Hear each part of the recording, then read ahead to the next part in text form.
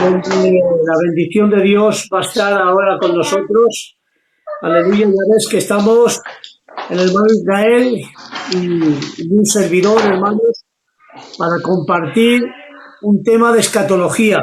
Gloria al Señor, como les prometimos. Pero este no va a ser el último, hermano Israel. Tendremos que volver porque Amén. es que yo pensaba que era corto, pero es que esto va, Dios mío, de mi vida.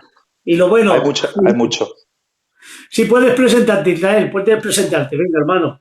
Sí, nada, simplemente un saludo a la audiencia, a los que nos están viendo. Es un deleite poder compartir lo que la Biblia nos enseña. Y como dice Luis, es decir, hay mucho material. Escatologías es un mundo igual que las de diferentes doctrinas sistemáticas y vamos a tocar pues, unos puntitos para poder desarrollarlo a poco.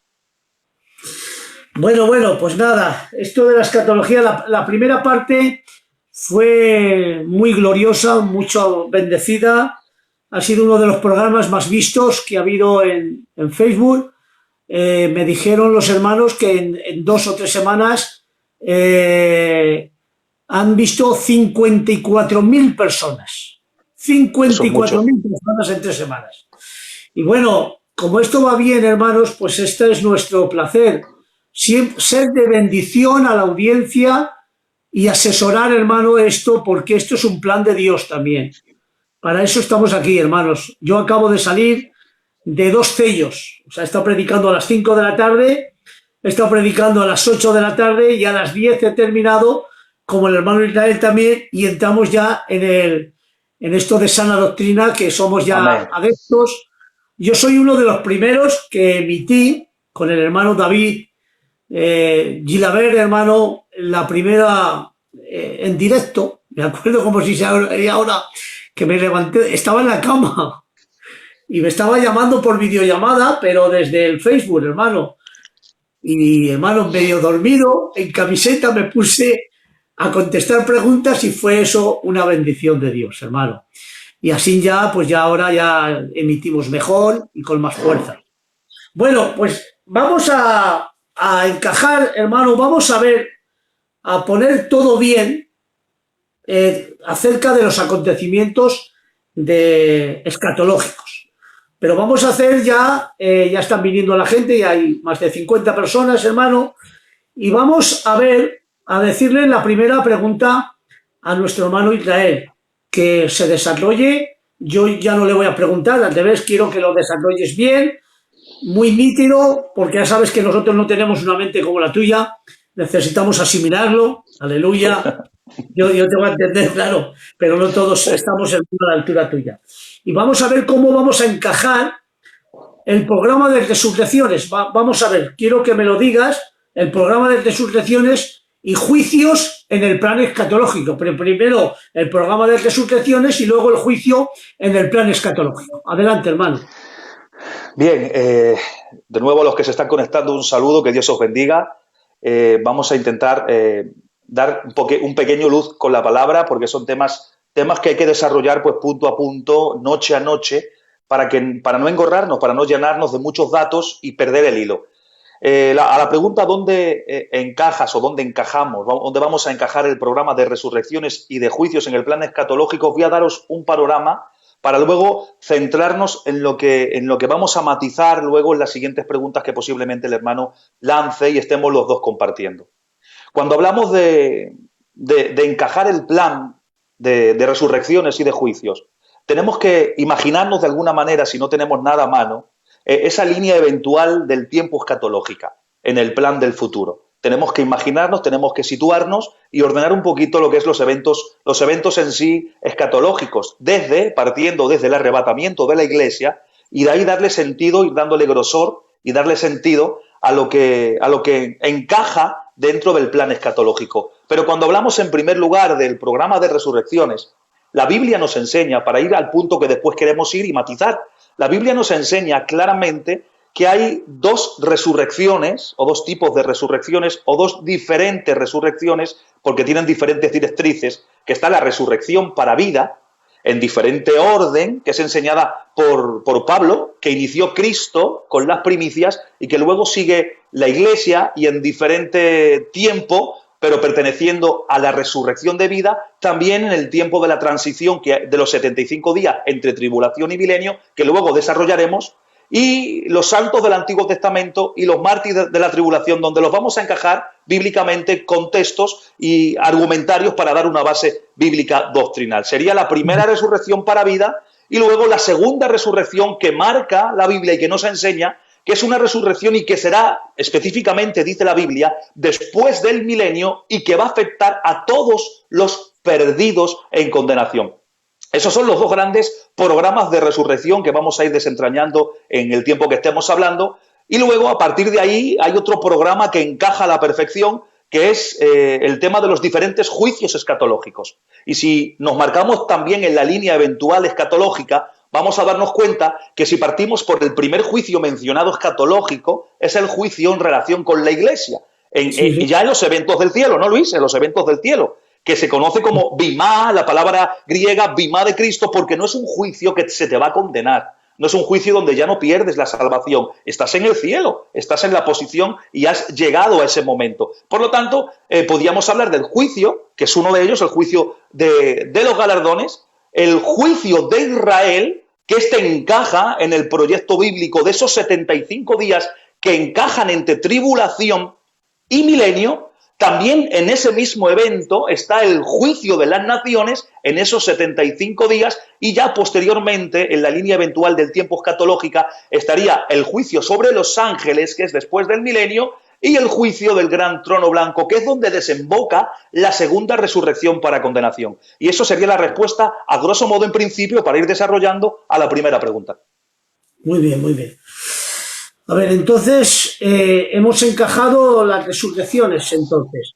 ¿Y qué te iba a decir yo?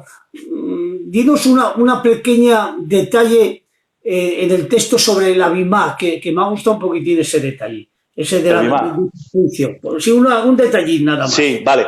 A ver, en los eventos que vuelven, si partimos desde la posición de que estamos en la dispensación o en el tiempo de la Iglesia, por no usar la palabra dispensación, para no encasillar y que posiblemente otra escuela teológica pueda pensar que estamos lanzándolo todo desde la perspectiva dispensacional. No es así, intentamos ajustarnos a la Biblia. Por lo tanto, por eso, intentamos ajustarnos a la Biblia porque este programa lo está viendo mucha gente. Entonces vamos a partir de el misterio que ha sido revelado en este tiempo que es la Iglesia, que es un misterio que Pablo nos enseña. Si partimos desde nosotros, que somos la Iglesia, que estamos esperando el evento, el traslado, el arpazo, el arrebatamiento de la Iglesia, cuando seamos arrebatados, trasladados al evento del cielo, en el cielo hay ciertos eventos que tienen que ver con nosotros, que en otro momento ya, otro programa, pues lo desarrollaremos. Tiene que ver con la Iglesia. Es decir, los grandes bloques doctrinales hablan de dos eventos muy puntuales, que es el bimá de Cristo, el juicio de los galardones, y, cómo no, las bodas del Cordero, el enlace íntimo en el cielo. No es lo mismo las bodas del Cordero que la cena de las bodas del Cordero o la fiesta de las bodas del Cordero en el milenio. Son dos cosas diferentes. Hay que llevarlo la gramática para eso. Pero yo siempre pongo un evento más. No es que seamos más que los teólogos, no, pero vamos a entenderlo así. Cuando la Iglesia es arrebatada, lo primero, antes de entrar directamente en mirar la intención de la obra, no. Lo primero que hay es que se va a presentar la Iglesia, señores. Se va a presentar a la gloria que Él tiene. Se nos va a presentar. ¿Por qué? Porque hay un mérito en nosotros. Dice que nosotros nos presentamos con nuestras vestiduras limpias, lino fino y resplandeciente. ¿Qué significa eso? Que hemos estado manteniendo la santidad inicial y progresiva en esta tierra. Hemos llorado, hemos sufrido, hemos vestido hábitos, amén. Hemos visto lo que nadie ha visto, hemos recibido golpes de la vida, pero hemos seguido manteniendo nuestra santidad progresiva y hemos limpiado en esa santidad nuestros vestidos. Y con esos vestidos limpios y resplandecientes, espiritualmente hablando, del bracillete nos sube el Señor, pasando por toda la esfera demoníaca que están en los primeros aires, y nos presenta al Padre y dice: Padre, fíjate, la que tú me desposaste, la que tú con la que me pediste, hablando con mucho respeto, con la que me desposaste y me comprometiste, que la dejé ese tiempo mientras yo preparaba la casa para estar juntos, la que ha sufrido, la que ha llorado, la que ha vestido de negro, la que ha pasado y ha sentido pérdidas, aquí está, ha mantenido su cordura y su castidad, y aquí la presento a la gloria. Ese es el primer evento que nos va a presentar al reino del cielo. Luego, evidentemente, entramos al juicio de los galardones. El juicio de los galardones es íntimo. es personal. Dice que tenemos cada uno tiene que presentar la obra con la que trabajó, es decir, la intención de esa obra que trabajó. No se va a pagar ni se va a recompensar la obra, no, se va a recompensar la intención de esa obra con la que tú y yo trabajemos. Por eso ¿No, Luis? por eso es cuando dice, cualquiera que edificare sobre oro, plata y piedras preciosas. Eso es. Y cualquiera que edificare sobre oro será salvo, pero eso es. Y ahora voy a especificar, esto lo sabe Luis, que no entraba, que era otro tema. No entraba, pero vamos a matizarlo un poco porque es hermoso. Fíjense, unas cosas algo que se va a juzgar, o mejor dicho, que te va a reclamar el Señor. No es salvación, ¿qué va? Pero fíjense, te va a reclamar todas aquellas obras que tú hiciste y que Él te dijo que no hicieras. También te va a reclamar aquellas obras que no hicimos y que Él nos dijo que hiciéramos. Un ejemplo, ¿vale? Os voy a poner un ejemplo práctico. Y esto sería para otro tema, pero me ha tirado de la lengua Luis y hay que soltarlo. Amén. Que escuchen con atención. Vamos a ver. Yo me subo, me presento, imagínense conmigo esa escena. Y subimos todos, vamos a ser recompensados, cada uno individualmente. Y ahora yo me presento con todos los talentos que Dios me haya podido entrar. Y ahora vamos a modo de información, ¿vale? Es una imaginación para hacernos entender. Y ahora voy allí, se pone conmigo íntimamente y me dice, prende, con mucho respeto a los hábitos, Luis, prende una pantalla de televisión. Es un ejemplo para que me entendáis. ¡Bum! Y se enciende la pantalla de televisión. Y se empieza a ver todas las obras que yo he hecho. Cómo predicaba yo, que era un monstruo. Lo que yo sabía de la palabra. Cuántos sellos yo predicaba al día. Cuántas iglesias he pasado. Y yo todo hinchado. Y él me está diciendo las obras que yo estoy haciendo. Y yo, ay, qué bien. Yo no ve, Señor, ¿ha visto cuántas veces prediqué? ¿Ha visto cuántas almas rescaté? ¿Ha visto cuántos milagros hicieron cuando yo predicaba? ¿Ha visto las iglesias que se abrieron cuando yo hacía? Y él, sí. Y ya cuando para todo, dice, esas obras las hiciste tú, pero yo no te dije que hicieras esas obras. Yo no te voy a recompensar por esas obras. ¿Cómo? O sea, que Dios va a premiar la intención. Ahora vamos más en profundidad.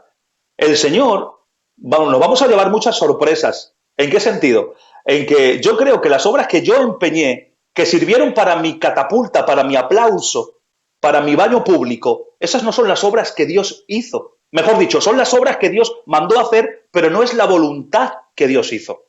Por eso dice, prefiero más que obedezcan mi palabra y mi voluntad que no sacrificio y grosura de los carneros. O sea, no es la obra en sí, es la voluntad de Dios. ¿Y cuál era la voluntad? La voluntad era ese matrimonio, Luis, que venía a mi iglesia, que no era de mi ciclo social, que no vestía como yo era, que no me gustaba de la familia que venía. Y venía al culto y yo no le hacía mucho caso porque no pegaba conmigo.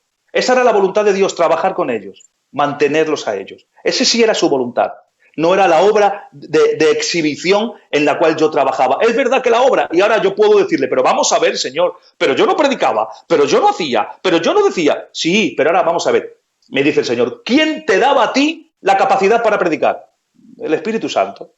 ¿Quién te daba a ti el hacer milagros? ¿Quién producía milagros? El Espíritu Santo. ¿Quién te daba las mayores iluminaciones de la palabra? El Espíritu Santo. Y me dice el Señor, a modo de conversación, dice, entonces si yo tengo que recompensar la obra, no te la tengo que recompensar a ti, se la recompenso al Espíritu Santo, que es el que hacía la obra.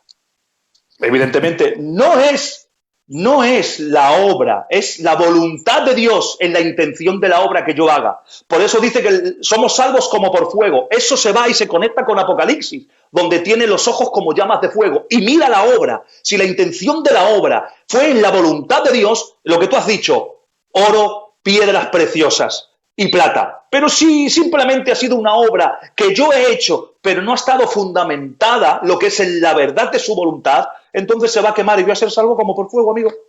Lo que dice Santiago, que si alguno anhela sabiduría, pídala a Dios, porque la sabiduría para hacer la voluntad de Dios, o sea, que el Espíritu Santo nos guíe a la voluntad de Dios por estar conectados con el Espíritu Santo. Eso es.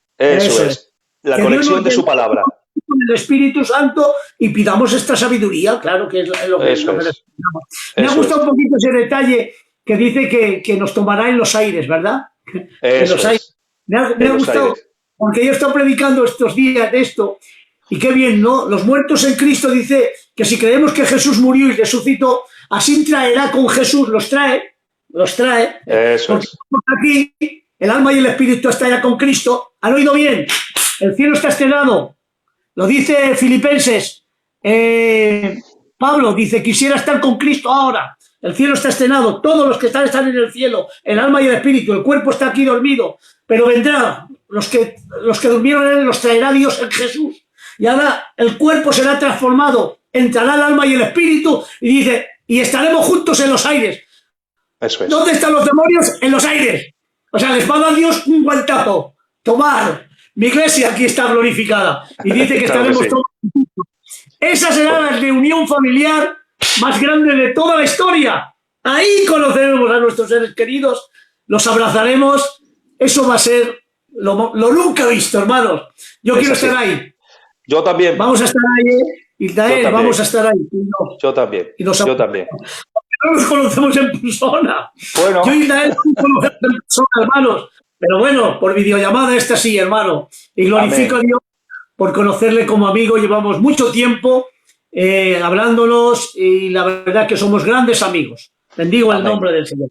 Vamos a seguir ya con las preguntas. Perdonad, hermanos, porque esta emisión no tiene preguntas desde el exterior. Voy a hacer las preguntas yo.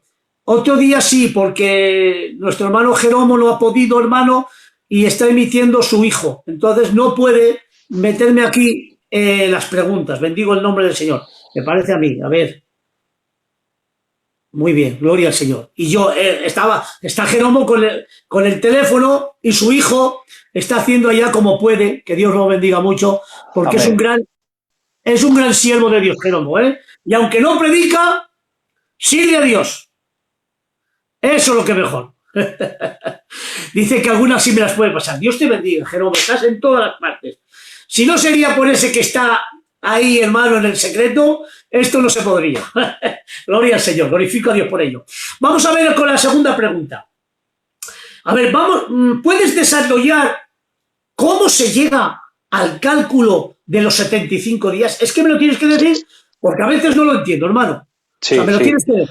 Adelante. Sí, y como antes te lo hemos dicho, lo hemos insinuado, porque vamos a intentar desarrollar temas que tienen que ver con las resurrecciones dentro, que encajan en esos 75 días y juicios. Entonces, evidentemente, para poder llegar a eso, vamos a desarrollarlo. ¿Dónde está? ¿Cómo llegar? Qué sencillo, simplemente es un texto bíblico. Si nos vamos a Daniel 12, del 11 al 12, déjenme buscarlo aquí. Daniel 12, del 1 al 2. 12 del 1 al 2. Voy a leerlo y después vamos a analizarlo. Dice, en aquel tiempo se levantará Miguel, el gran príncipe que está de parte de los hijos de tu pueblo.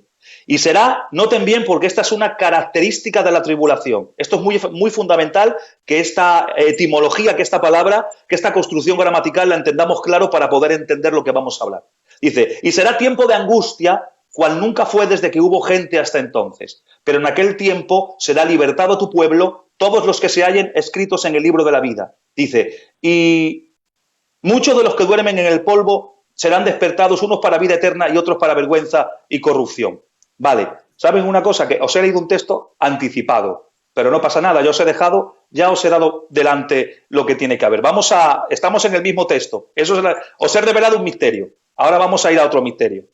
Vamos para adelante, el versículo 11 dice, el versículo 12-11 dice, y desde el tiempo que se ha quitado el continuo sacrificio hasta la abominación desoladora, noten bien la cifra, dice, habrá 1290 días. Luego dice el versículo 12, bienaventurado el que espere y llegue a 1335 días. Y tú irás hasta el fin y reposarás y te levantarás para recibir tu heredad. Vamos a desarrollarlo despacito. En Daniel 12, del 11 al 12, se hace mención, como he leído, Luis, de 1290 días. Es decir, esto habla desde la mitad de la tribulación, porque habla cuando se ha quitado el continuo sacrificio, en la rotura del pacto. Eso es. En los primeros 3 años y medio se suman 30 días, es decir, a los 1260, que es lo que son 3 años y medio, se suman 30 días, lo que aquí se dice 1290 días. Pero es que sigue hablando y dice, hay una nota específica en el versículo siguiente donde Daniel dice, bienaventurado el que espere y llegue a 1335 días. Es decir, a estos 30 días que ya le hemos sumado, si contamos desde ahí, se le añaden o se le sumen 45 días más. Por lo tanto, 45 y 30 son 75 días que se suman a esos 7 años. Esos 7 años, que es la tribulación, se suman esos 75 días. 30 en la primera mitad y 45 en la segunda mitad. O sea, por lo tanto, 75 días que quedan anclados entre la tribulación y el milenio. ¿Dónde lo marca? En el descenso. Cuando en el capítulo 19 desciende en la batalla del Armagedón y se culmina lo que es la tribulación, ahí, a partir de ese entonces, se suman 75 días donde el conteo regresivo implica lo que vamos a ir tratando después a continuación. Por lo tanto, en estos 75 días hay esas resurrecciones que hemos mencionado, contextos bíblicos que los vamos a dar después, y esos juicios de preparación inaugural para el reino milenial. Porque, escuchen, Luis, ha habido una devastación total por el caos de los 21 juicios derramados entre sellos, trompetas y copas. Cuando habla de sellos, acuérdense que habla de un desvelar de la ira de Dios. Cuando habla de trompetas, habla de un anunciar la ira de Dios. Y cuando habla de copas, habla de un derramar, o sea, va de menos a mayor intensidad. Eso ha creado un caos. O sea, que no solamente... Repítelo vale, eso. Lo vuelvo a repetir más despacio.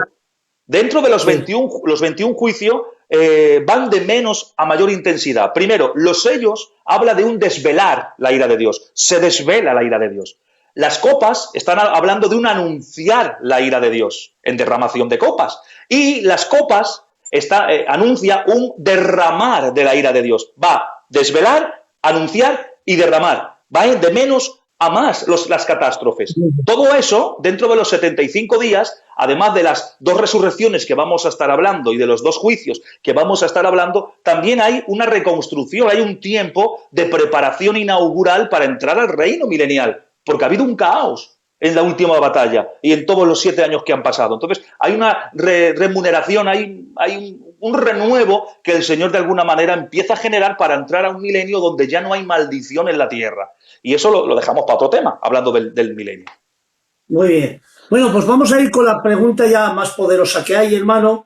Aleluya. Y quiero anunciarles también que al último del programa vamos a encajar, porque yo tengo este punto de vista, lo anuncio ya primeramente, que después de lo que está diciendo el hermano, aleluya, aleluya, dice que vamos muy rápido, pues vamos a ir más tranquilos, ¿eh? Vale, vale. Dicen que vamos muy rápido, pero bueno, vamos a ir más tranquilos en esto, porque donde queremos ir es a esta pregunta que es la más fuerte. Y digo que al último del programa, o sea, en los últimos 15 o 20 minutos, vamos a desarrollar, según la Biblia, que hay salvación aún para el cristiano que se quede. ¿Han oído bien? Hay salvación, porque mientras el hombre haga sombra en este mundo, hay salvación. Y eso lo vamos a matizar por Biblia. No por lo que diga, sino por Biblia. Y vamos a ver las diferentes características de apostasía, que todos lo metemos dentro de un saco. Que no, hermanos. Vamos a ir a la Biblia y si la Biblia nos enseña otra cosa, vamos a creerla en el nombre de Jesús. Que a veces cerramos la puerta donde no tenemos que cerrarla y abrimos donde no tenemos que abrirla. Bendigo el nombre del Señor. Vamos a hacer este el tema más profundo. A ver, ¿en qué base bíblica nos podemos sustentar para desarrollar los acontecimientos descritos en los 75 días? ¿En qué base bíblica nos podemos sustentar para desarrollar los acontecimientos descritos en los 75 días? Y puedes explicar bien sus acontecimientos con más detalle, ¿vale? Esto es lo que queremos. Vale, bien. Todo lo que hemos estado hablando hasta ahora ha sido más o menos una pequeña base para poder llegar al punto que hoy queríamos desarrollar, que eran los 75 días que hemos especificado que aparecen en Daniel capítulo 12, ¿vale? El verso 11 y el verso 12 concretamente, donde aparece el conteo de esos números. Entonces, ahora vamos a intentar desarrollarlo a la pregunta del hermano, vamos a intentar primero dar base bíblica. Cuando yo hablo de resurrección de santos del Antiguo Testamento, de resurrección de los de la tribulación, y los sitúo aquí, tengo que tener una base bíblica. Yo no puedo decirlo porque sí. Cuando yo hago una diferencia, no de evento, es el mismo evento, pero en diferente orden, ahora lo explicamos con la palabra, el por qué la Iglesia ahí arrebatan solo los que están en Cristo, que pertenecen al remanente de la Iglesia, y por qué los santos del Antiguo Testamento y los que mueren en la tribulación, o mejor dicho, porque es la pregunta clave, los santos del Antiguo Testamento, ¿por qué no resucitan con la Iglesia? ¿Por qué tienen que resucitar en los 75 días? Yo os voy a dar la base bíblica, el por qué yo creo a la luz de la palabra, o creemos a la luz de la palabra que esto es así. No porque simplemente hay que sacarlo de la Biblia, si no, no podemos deducirlo. Y luego vamos a estar hablando también de estos dos juicios que tienen que ver. Yo voy a desarrollar conforme el hermano me ha preguntado. Pero para eso vamos a dar la base bíblica de la resurrección, que he mencionado un poquito al principio, pero es necesaria, porque para ir a un punto tienes que venir de atrás. Si no vienes de atrás, nos vamos a perder algo en el medio del camino. Quiero que sigan, por favor, conmigo. Quiero que si tienen Biblia, y yo digo citas, pues las apunten. Y si no, pues esto lo repasan y van mirando pues algún detalle que a lo mejor se hayan perdido por el camino. Si vamos al Antiguo Testamento primero, a hablar de la base bíblica de la resurrección, la esperanza que tenían los antiguos de resurrección estaba asociada, escuchen con atención porque son términos que van a marcar un antes y un después. Es decir, estaba asociada a la esperanza mesiánica. Ojo, la experiencia mesiánica, es decir, era la resurrección y entrar al milenio. Su resurrección estaba asociada a entrar al reino. Por lo tanto, en Daniel 12:2, que es el versículo que os he leído antes, dice, y muchos de los que duermen en el polvo de la tierra serán despertados, unos para vida eterna y otros para vergüenza y confusión perpetua. Pero este suceso sigue en orden al tiempo de angustia, como hemos leído antes en Daniel 12:1. Vamos a leerlo ahora sí es necesario leerlo. En Daniel 12:1 dice, en aquel tiempo se levantará Miguel, el gran príncipe que está de parte de los hijos de tu pueblo, y será, noten bien esto, tiempo de angustia, para cual nunca fue y nunca hubo gente hasta entonces. Pero en aquel tiempo será libertado tu pueblo, todos los que se hallen escritos en el libro, y muchos, noten ahora porque es posterior, y muchos de los que duermen en el polvo de la tierra serán despertados, unos para vida eterna y otros para vergüenza y confusión. Pero llama la atención que primero tiene que pasar el tiempo de angustia. El tiempo de angustia, esta frase etimológica, es una de las 10 características que recae sobre la tribulación. Es decir, la tribulación es lo mismo en 10 características, pero en profecía del Antiguo Testamento. Después os doy las 10 características. Mientras Daniel dice eso, Isaías, hay más base bíblica, Isaías relaciona la resurrección también con el tiempo de indignación. Y el tiempo de indignación también es otra característica que hace referencia a la tribulación. Por eso en Isaías 26, doy el dato bíblico, 19, 21, escuchen, dice, tus muertos vivirán, tus cadáveres resucitarán, despertad y cantad, moradores del polvo, porque tu rocío es el cual rocío de hortalizas y la tierra dará sus muertos. Anda, pueblo mío, entra en tus aposentos, cierra atrás de ti la puerta, escóndete un poquito, por un momento, noten ahora, en tanto que pasa la indignación. Esta característica está asociada, es una profecía en relación con la tribulación. Pero ahora escuchen, te voy a dar otro texto del Nuevo Testamento para no anclarnos en el Antiguo Testamento. En el Nuevo Testamento también la resurrección, en los judíos, en la mentalidad y tradición y religión judía, está relacionada con el día postrero. En Juan 11:24, ya saben ustedes, Marta le dice, yo sé que va a resucitar en la resurrección en el día postrero. Y el día postrero se asocia a milenio. Es decir, el día postrero tiene que ver con para entrar al reino milenial. Si situamos estas dos características que os he dado sueltas, entonces estamos hablando que estamos situando, entra más en la dinámica de la palabra que los santos que estaban esperando la resurrección para entrar al reino encaja cuando pasa el tiempo de indignación, el tiempo de angustia, el tiempo de juicio, el tiempo de destrucción, porque hay 10 características. Mira, hay 10 características en el Antiguo Testamento que hablan de la tribulación sin mencionar la palabra tribulación, pero que hacen referencia profética a ella. No os voy a dar los textos, luego si queréis yo os doy los textos. Yo sí os digo las 10 que son. Está el tiempo de ira, el tiempo de juicio, tiempo de indignación, tiempo de prueba, tiempo de angustia, tiempo de tinieblas, tiempo de desolación, tiempo de trastorno y tiempo de castigo. Son 10 características que, sin decir y sin utilizar la palabra tribulación, se entiende que se vuelca sobre ese sentido. Y si está diciendo, espérate un poquito que pase la indignación y luego resucitan, espérate que pase el tiempo de angustia y tus muertos verán la luz y resucitarán, está hablando, está situando ya, nos está dando un sitio donde situarlos. En esos 75 días que hay entre que pasa la tribulación y antes de entrar al reino milenial, que era la promesa que ellos han visto. Pero vamos a profundizar un poquito más. Como hemos comentado al principio, comentando la Biblia, nos habla evidentemente de 2 resurrecciones. Tengo que mencionarlo, tengo que dar la base bíblica. La primera, entendemos que es la resurrección para vida. Entendemos que va a ser limitada.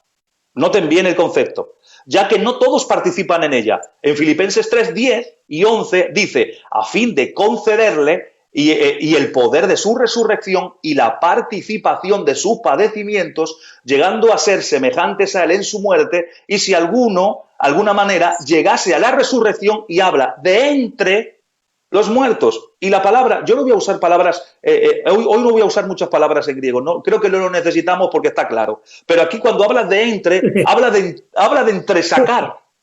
Habla de entresacar de una posición. Esa es la idea etimológica. Esta primera resurrección, Luis, tú sabes que recibe el nombre de primera resurrección. ¿Dónde lo vemos? Si vienes conmigo, ahora venir conmigo, Apocalipsis 26. ¿Qué dice Apocalipsis 26? Bienaventurado y santo el que tiene parte, ¿dónde? En la primera resurrección. Por lo tanto, habla de la resurrección de vida. Pero es que hay otra que es la resurrección para condenación. Y Juan 5, 29 dice, y los que hicieron lo bueno saldrán a resurrección de vida, más lo que hicieron lo malo a resurrección de condenación. Pero fíjense, ¿dónde tiene esta resurrección su poder, su fuerza? ¿Dónde se realiza? Después del milenio. En Apocalipsis 20, capítulo 20, versículo 5 dice, pero los otros muertos no volvieron a vivir hasta que se cumplieron los 1000 años. Por lo tanto, estamos situando la base bíblica de la resurrección. Ahora vamos al programa de resurrecciones y vamos a entrar de lleno en el tema. Y luego ya entramos en el tema que Luis vamos a desarrollar después con textos. En 1 Corintios, capítulo 15, versículo del 22 al 24, se desarrolla aquí, y podemos desarrollar o ver un bosquejo del programa de resurrecciones. Y voy a intentar analizarlo dentro de lo más fácil que podamos entender. Vamos a leerlo primero porque necesito aquí analizar solamente una palabra que es necesaria. 1 Corintios 15, 22, 24 dice, porque así como en Adán todos mueren, también en Cristo todos serán vivificados. Pero cada uno, noten esta palabra, en su debido orden. Esto vamos a analizarlo porque tiene miga. Dice, Cristo las primicias, luego los que son de Cristo en su venida, y luego el fin. Hay un orden. Cuando entregue el reino al Dios Padre y cuando haya suprimido todo dominio, toda autoridad y potencia. Pero vamos a hacer una exégesis. Primero, habla de un orden por fases. Dice, cada uno en su debido orden. Y empieza a mencionar, Cristo, las primicias. Hay una interpretación o una... Tú lo sabes, Luis, mejor que yo. Que hay quien dice que está Cristo y que las primicias es otro grupo. Y encajan a otro grupo. Pero es que resulta que si tú lo analizas en el lenguaje original, si tú vas al griego y analizas la construcción gramatical, tú vas a entender, pero sinceramente, sin hacer malabarismos, tú vas a ver y vas a leer y vas a interpretar que las primicias están asociadas a Cristo. Es decir, califica a Cristo, al sustantivo primario. O sea, eso en orden del idioma griego, en sus declinencias o en sus diferentes casos, puedes entender cómo esa frase está calificando a Cristo. Por lo tanto, no es Cristo y otro evento más. Es que las primicias están representando a Cristo. Entonces, en ese orden, colocamos a Cristo, que es las primicias. Y luego dice, luego los que son de Cristo en su venida. Pero aquí la palabra venida, este término, establece 2 momentos diferentes, pero que pertenecen al mismo evento. Y ahora lo desarrollamos. Y luego dice, y luego el fin. O sea, ese es el orden. Pero ahora voy a hacer el análisis gramatical de la palabra. La referencia aquí, la palabra orden, viene del griego tagmati. Es la única palabra que voy a analizar. Tagmati. La palabra tagmati es un término militar que se usaba, ya no se usa. Se usaba en esos tiempos para hablar de distintos grupos de tropas, pero que pasaban en diferente sucesión. Sí. Lo vuelvo a repetir. O sea, se entiende, ¿no? Sí, claro, es decir, que lo entiendan bien. Claro. Sí. La palabra orden viene del griego tagmati. La palabra tagmati era un término militar que ya no se usa, se usaba hasta ese tiempo. Y hablaba, y nos da a entender esa palabra en su etimología, de distintos grupos de tropas, el mismo evento, pero diferentes grupos que iban paseándose en diferentes sucesiones. Es decir, no iban todos metidos en la misma línea. Primero, yo qué sé, no entiendo de lenguaje militar, pero yo qué sé, iría el comandante en jefe, y luego iría, yo qué sé, los soldados de no sé cuánto, y detrás, o sea, el mismo evento, pero en diferente orden, en este tagmati, diferente proceso militar. Cada uno en su insignia, cada uno en su orden. Esa es la palabra tagmati. ¿Por qué digo esto? Porque cuando hablamos el siguiente, ¿quiénes son los de Cristo? Luego los que son de Cristo. No dice los que están en la posición de, no dice los que son en general. Aquí incluimos a los creyentes de la Iglesia, en el tiempo de la Iglesia, pero también incluimos, noten bien ahora porque ahora vamos a desarrollar, también los que son de Cristo, incluimos a los santos del Antiguo Testamento y también incluimos a los mártires que mueren en la tribulación por el amor de Cristo y por mantener el testimonio, ¿vale? Pero si ahora vemos en el orden tagmati, los que son de Cristo en su venida, vemos que esos tres englomerados o grupos van en diferente situación y orden de proceso. Primero, en el arrebatamiento, primera de Tesalonicenses 4:16. Los muertos en Cristo.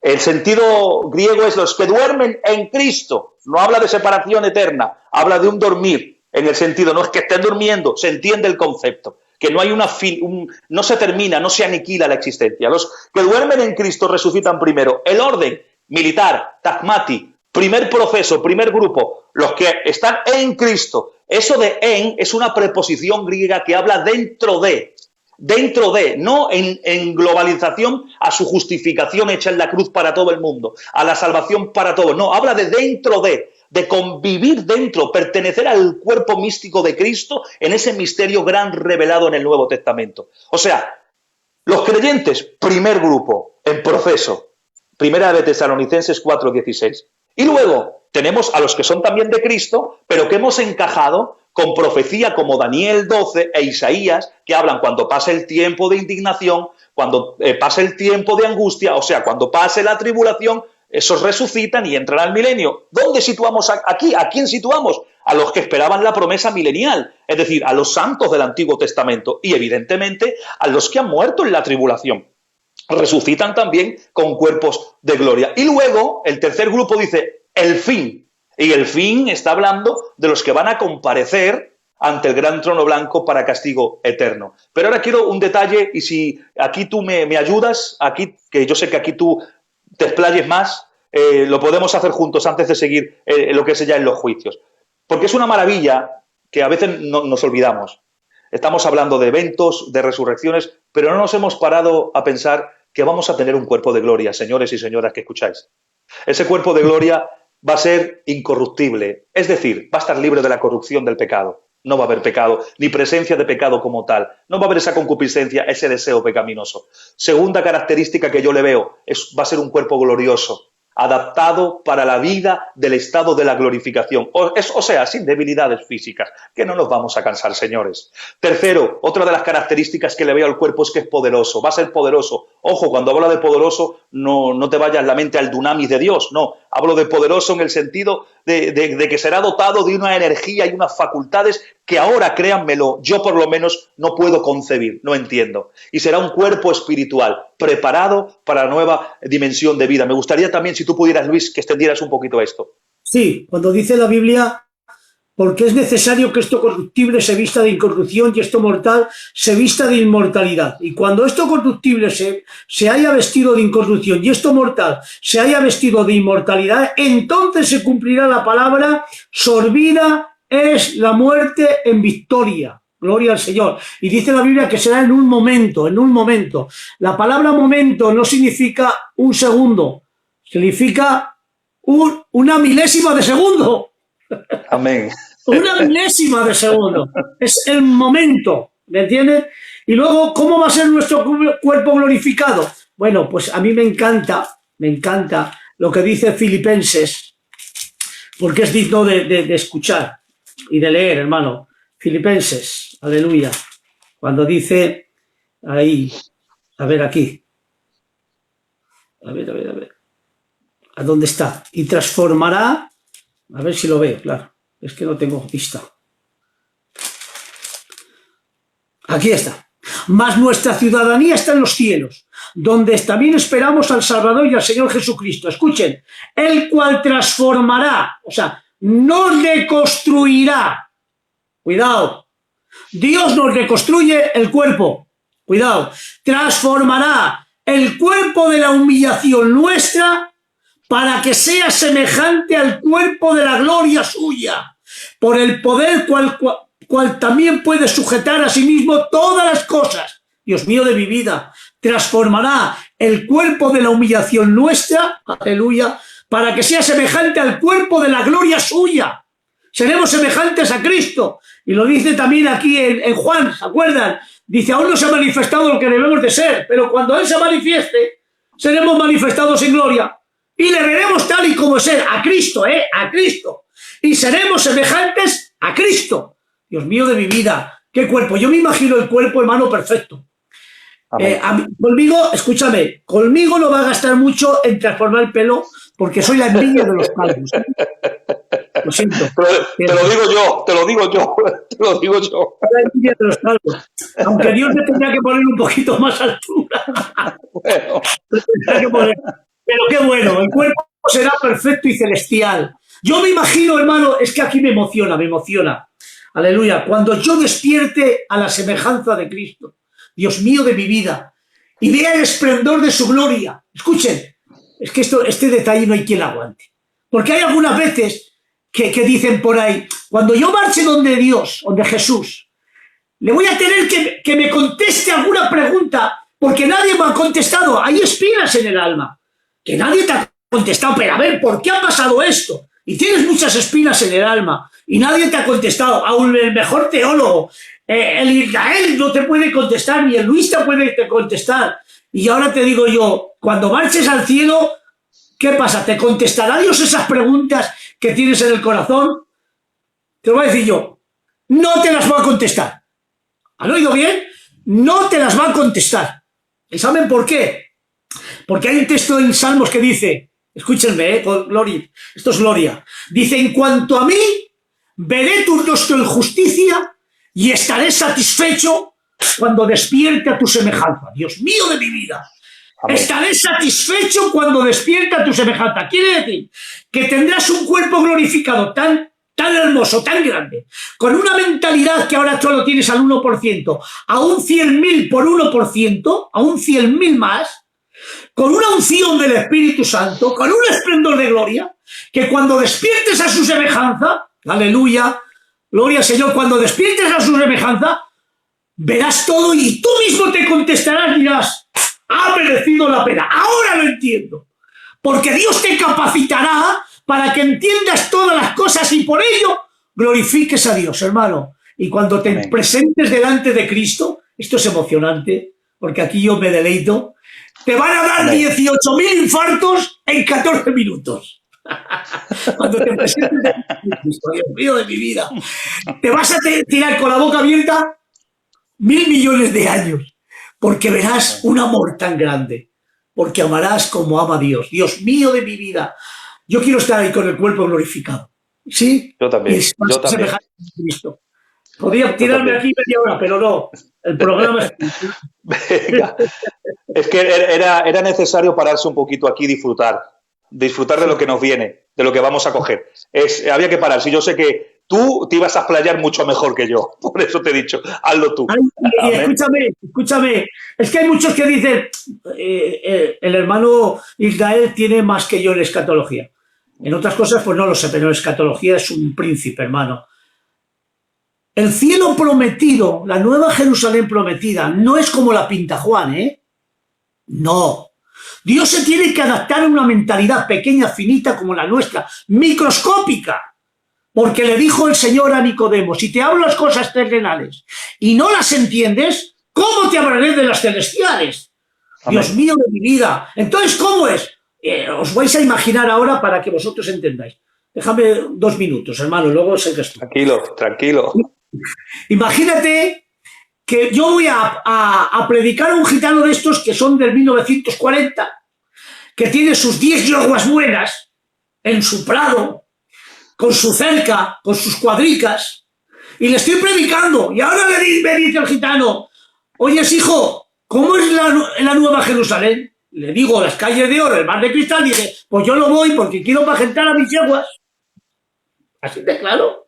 Pero ahora yo le pongo a su mentalidad lo más esplendoroso. Digo, mira, tío, la Nueva Jerusalén es como tener usted 40 yeguas de estas buenas, que no hay en el mundo 800 kilos en canal, con una pradera de toda clase de hierbas, alfalfa, almollín, de todo. Sí, y el gitano ya se queda asombrado, con unas cuadras perfectas con agua, y usted pagentándolas dice, ¡ay! Sale llorando y dice, ¡ahí quiero ir yo!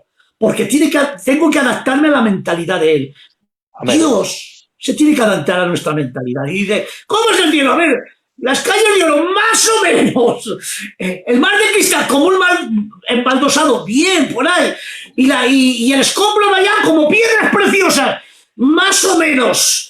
Pero no tiene que ver nada. Si Pablo dijo, no sé si en este cuerpo, fuera de este cuerpo, de tal hombre me gloriaré. Fue arrebatado hasta el tercer cielo, al paraíso, y fue dado a conocer cosas que no ha subido al corazón del hombre. Si Pablo no pudo identificar lo que vio y se quedó pasmado, y dijo que las aflicciones del tiempo presente no son ni comparables con la gloria venidera, Dios mío de mi vida, ¿qué nos está preparando? ¿O qué nos ha preparado Dios? El lugar que nos preparó Cristo. Por tanto, Amén. hermano, aliéntate con estas palabras, emocionate. Nos espera la nueva Jerusalén, pero mucho más bella, 10.000 millones de veces más, que lo pinta Juan, hermano. Amén. Merece Amén. la pena. Y sobre todo, Amén. estar con Cristo, que será nuestra lumbrera, porque la nueva Jerusalén no tiene necesidad ni de sol ni de luna, el Cordero su lumbrera, y dice que enjuagará todas las lágrimas. Dios mío de mi vida, si es para gozar, Dios mío, es para disfrutar, hermano. Escapa del infierno, Amén. entra en el cielo, sé fiel, aleluya, gloria al Señor. Y eso va a ser, y luego estar con mi Cristo, y también estar con mis seres queridos. Dios mío de mi vida, si aquí a mi padre lo quise un 100% porque tuve con él 33 años, ¿qué no será ya por toda la eternidad con un amor no egoísta como tenemos ahora? Porque ahora tú y yo tenemos un amor egoísta, pero allá amaremos como Jesús ama. Ay, Dios mío de mi vida, con un amor agape. El eros, tisus, starter o fileo se acabaron. Es amor agape, perfecto. Sigue, Amén. adelante. Amén. Que Dios te bendiga. Estamos gozando. Gozo. Escuchándote así, gozo, disfruto, la verdad. Disfruto. Y si disfruto yo, los que están escuchando también. Amén. Seguimos. Habíamos dado la base argumentaria, la base bíblica, de dónde salía lo que es el grueso de las resurrecciones y dónde encajábamos a los santos del Antiguo Testamento y a los que mueren en la tribulación, donde los encajábamos con la Biblia. Hemos ido a los 75 días, pero ahora me ha pedido el hermano también, además de dar la base, desarrollar con un poquito más en profundidad. Así que vamos a darle un giro más de tuerca y vamos a hablar sobre la resurrección de los santos del Antiguo Testamento. Vamos de nuevo a tocar la profecía que hemos tocado antes, pero voy a analizar unas palabras, no en su idioma, pero sí para que entiendan el concepto, que entiendan la gramática también para poder entender el texto, porque a veces, si no entiendes la gramática, no entendemos a veces el significado del texto. Y no hace falta entender ni saber ningún idioma, simplemente tener un poco de cordura y de iluminación del espíritu. Como he leído, la profecía que habla de este acontecimiento concretamente, una de ellas fundamental es la de Daniel capítulo 12, versículo 1, 2 y 3, que la vuelvo a leer para matizar 4 palabras que he subrayado. Dice, en aquel tiempo se levantará Miguel, que lo he leído antes, el gran príncipe que estaba de parte de los hijos de tu pueblo, y será tiempo de angustia, característica de la tribulación, cual nunca fue desde hubo gente hasta entonces, pero en aquel tiempo será libertado tu pueblo. Noten esto, vamos a subrayar esta frase, tu pueblo, todos los que se hallen escritos en el libro, y muchos, vamos a subrayar esta frase, ahora le damos el sentido idiomático, subrayamos, de los que duermen en el polvo de la tierra serán despertados. Vamos a subrayar también ahora esta, unos para vida eterna, y subrayamos también esta otra, otros para vergüenza y confusión eterna. O sea, en este texto hemos subrayado la palabra tu pueblo, la palabra muchos, la palabra unos y la palabra otros. ¿Por qué? Porque ahora vamos a darle sentido. Porque cuando aquí está hablando estos muchos, está relacionado con tu pueblo. O sea, cuando dice los muchos, está relacionado con tu pueblo que es anterior. O sea, que está hablando, estos muchos, no habla de naciones gentiles. Está hablando de tu pueblo. Habla de santos de los de Israel. Es decir, de hebreos que han fallecido, que han perdido la vida en ese transcurso de la época. Bien, eso que lo entiendan ese concepto de estos dos nombres. Luego, cuando aquí hemos visto que he leído unos, he subrayado unos y otros, en el original, no hablo del griego, hablo del hebreo. En el original, cuando hablo de original, saben ustedes que no existen los originales, que son copias de copias de copias. Pero analizando esos textos, cuando habla, hay una distinción en el original entre unos y otros. Se lee literalmente, lo he hecho, lo he leído, lo he interpretado, lo he visto, se lee literalmente estos y aquellos, no unos y otros, sino estos y aquellos. Y cuando habla de estos, incluye a los que resucitan, y cuando habla de aquellos, incluye a los que no resucitan. Y todo esto está englosado en este texto. Pero aún hay más. Aquí cuando dice la frase, en aquel tiempo, también está aludiendo o está haciendo referencia al final de la tribulación, donde está indicado por el tiempo de angustia, que es una de las 10 características que os he dado. De la misma forma estamos profundizando, de la misma forma que he dicho que Isaías, y hemos leído con la Biblia, menciona una resurrección, pero cuando pase el tiempo de indignación, que es otra característica de la tribulación. Esto, en relación con los santos del Antiguo Testamento, vemos con la palabra que nos lleva a esos 75 días antes de entrar al milenio y pasando la tribulación. Ahora, la resurrección de los mártires de la tribulación, de los que mueren en la tribulación, pero por manteniéndose en fidelidad, ¿vale? Aquí lo situamos, pero también hay texto para agarrarnos a ello. El detalle del acontecimiento lo vamos a ver en Apocalipsis 20, del 3 al 5. Lo voy a leer, dice, vi a un ángel que descendía del cielo, con la llave del abismo y una gran cadena en la mano, y prendió al dragón, la serpiente antigua que es el diablo y Satanás, y lo ató por 1000 años, y lo arrojó al abismo, y lo encerró y puso su sello sobre él, para que no engañase más a las naciones hasta que fuesen cumplidos 1000 años. Y después de esto debe ser desatado por un poco de tiempo, y dice, y vi tronos, y se sentaron sobre ellos los que recibieron la facultad de juzgar, y vi las almas de los decapitados por causa del testimonio de Jesús y por la palabra de Dios, los que no habían adorado a la bestia ni a la imagen de la bestia y que no recibieron la marca en sus frentes, dice, y vivieron y reinaron con Cristo 1000 años. O sea, que nos indica la profecía bíblica en el libro de Apocalipsis que resucitan antes del milenio y después de la tribulación. O sea, ¿dónde los encajamos? En los 75 días. ¿Vale? Esto en relación con las resurrecciones. Vamos a los juicios. Vamos a los juicios que se mencionan, que he dejado por el aire. Vamos a los juicios que también están en los 75 días. Primero vamos a hablar del juicio así, en profundidad, pero a grosso modo. Pero lo van a entender ustedes. El juicio sobre Israel, sobre la nación de Israel. La causa del juicio va a ser si han recibido y han reconocido al Mesías en el transcurso de la tribulación. El mensaje predicado por el remanente misionero de 144.000 judíos y los cataclismos y las bendiciones que Dios de alguna manera hace, porque el reino del norte, en la invasión de las montañas de Israel por el norte, es consumido y destruido por el fuego de Dios. Muchos judíos, viendo ese efecto que Dios produce y que Dios hace, mirarán a quien le traspasaron. O sea, habrá gente que reconozca y entienda que el Mesías es aquel que ellos rechazaban y aquel que recibían no era el Mesías, sino que era el impostor, el anticristo. Y esta gente, esa será la causa del juicio. Pero vamos a dar, fíjense ahora, Luis, vamos a dar el momento del juicio según la cronología, pero de Mateo 24 y 25, porque está implícito ahí.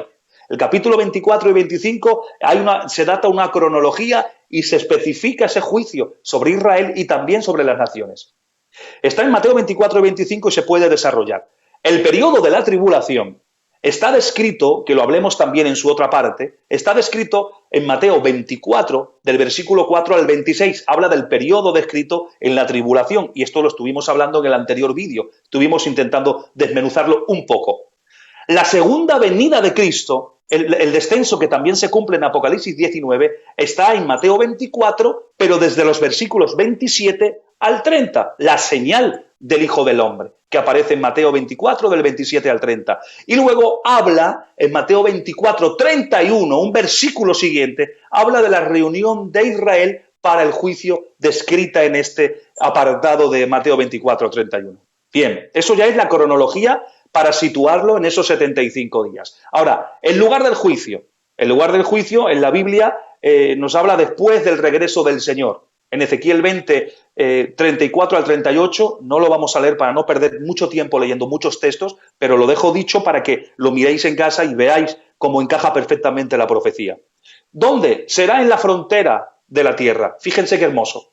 Será en la frontera, es decir, se juzgará en la frontera antes de entrar. ¿Por qué? Porque hay una similitud con la antigüedad. Ustedes se acuerdan el juicio divino que impidió entrar en la tierra a aquellos que salieron de Egipto por incredulidad. No entraron, fueron juzgados fuera de. Entonces, asimismo, el juicio será fuera de las fronteras para que el que entre, el que es dejado, será dejado directamente para entrar dentro del reino milenial. ¿Quiénes son los juzgados a todo esto? ¿No es juzgado el Israel que es resucitado, los santos del Antiguo Testamento? Claro que no son juzgados. Los que mueren en la tribulación, claro que no son juzgados. Resucitan con cuerpo de gloria, evidentemente son salvos. Entonces, ¿quiénes son juzgados? Todo Israel vivo, que esté vivo en ese momento. Serán reunidos y serán juzgados. ¿Cuál es el objeto de...? Primero, ¿no? Cabras y corderos, eso es. Eso va a ser para el juicio de las naciones. Después, eso es después. Para el juicio, para Israel, te digo ahora dónde lo encajamos. El objetivo del juicio es, según Malaquías 3.2 y Ezequiel 20, 37, 38, separar a los salvos de los no salvos. La acción de cada uno, personal, aunque se juzgue la nación, es un juicio individual y personal.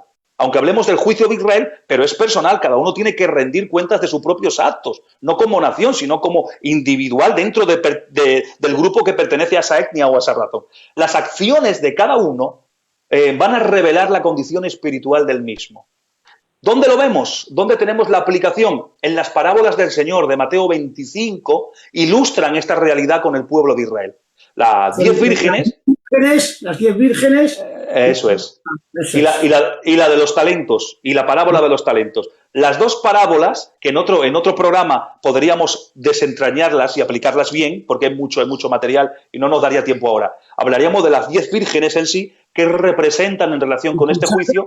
Pues muy bien. Y los talentos. Bien, ¿cuál es el resultado del juicio? El resultado del juicio, los no salvos serán cortados de la tierra, es decir, son los tomados de Mateo 25:30. Y en las 10 vírgenes serán las fatuas. Esos son los que son tomados. Pero ahora voy a leer el texto que a mí me encanta, porque siempre estamos con el mismo texto, pero os voy a dar otro texto.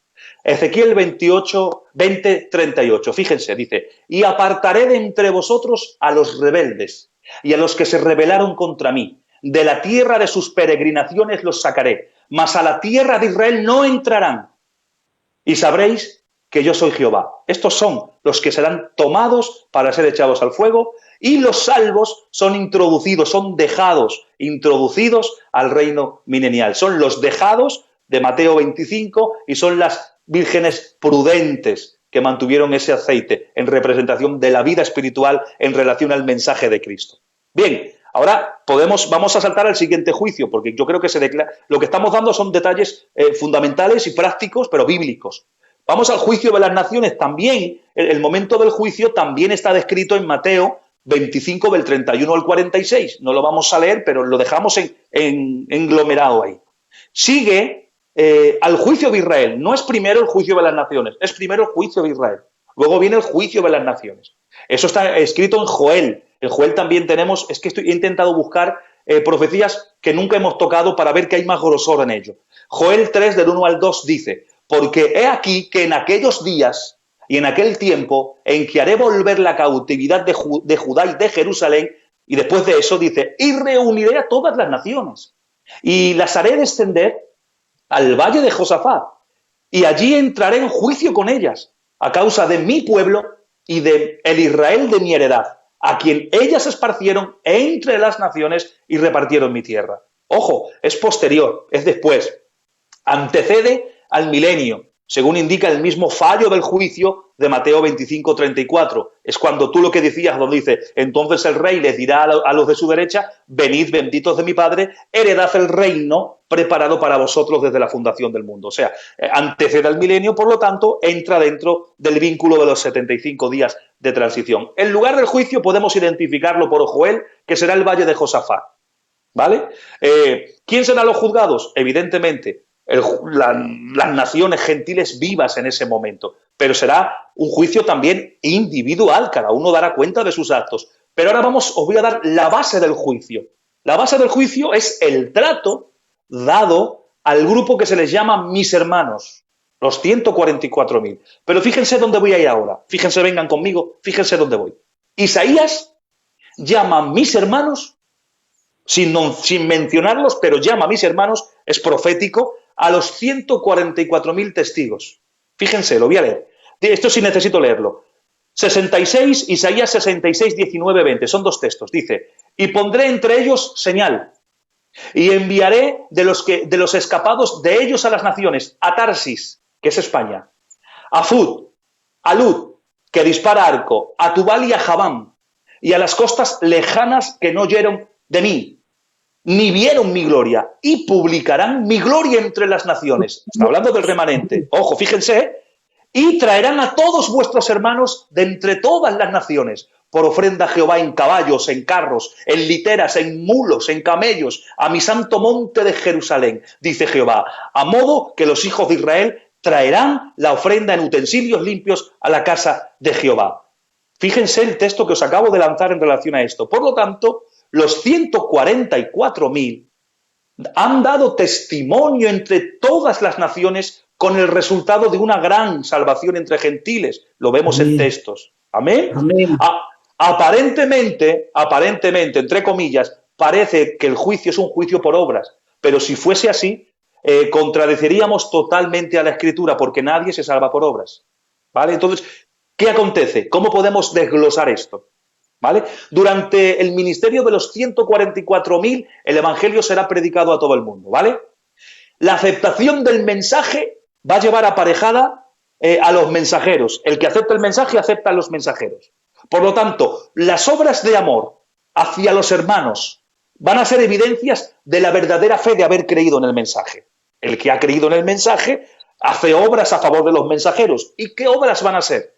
¿Qué obras? Hay un texto en la Biblia que le hemos leído que dice, por cuanto estuve desnudo y no me vinisteis a ver, en cuanto estuve enfermo y no me visitasteis. ¿Qué significa? Habla de ese remanente, del asilo político que darán los gobiernos y las naciones para recibir al mensajero una vez que ya han recibido el mensaje y han sido salvos por el mensaje. Entonces, las obras producen recibir y darle asilo político. ¿Por qué? Porque habrá un gobierno del anticristo, un poder militar mundial, entre comillas, que perseguirá a estos de alguna manera. Y las naciones gentiles que hayan recibido el mensaje, que haya nacido en ellos la capacidad para recibir a Dios, que sean salvos evidentemente, van a producir obras a favor de ellos y van a cuidarlos y van a protegerlos. Por eso dice Jesús, cualquiera que se lo ha hecho a uno de mis hermanos, a uno de mis pequeños, a mí me lo está haciendo. Amén. Por lo tanto, ya termino el resultado del juicio. Asignar a los de la derecha, que representan la entrada al reino, y asignados a los de la izquierda, tomados para el fuego eterno. Y esto sería el resumen de los 75 días de transición, hermano Luis. A ver, aquí hay unas preguntas que nos han hecho, 3 o 4 preguntas que tenemos aquí, brevemente y muy tranquilo, ¿vale? Luis Bardul pregunta, los que entran en el milenio y si hay muerte y si entran con vida en el trono blanco. No, está mal hecha la pregunta. Preguntan los que entran en el milenio. ¿Quiénes los que entran en el milenio? Pues estos que hemos dicho. Lo hemos estado desarrollando toda la noche. Exactamente. A ver, la segunda pregunta. El pueblo de Israel entra dentro del reloj profético de la gracia de Dios en los 70 semanas de Daniel. Claro, es que es para él, ¿no? Las 70 semanas de Daniel.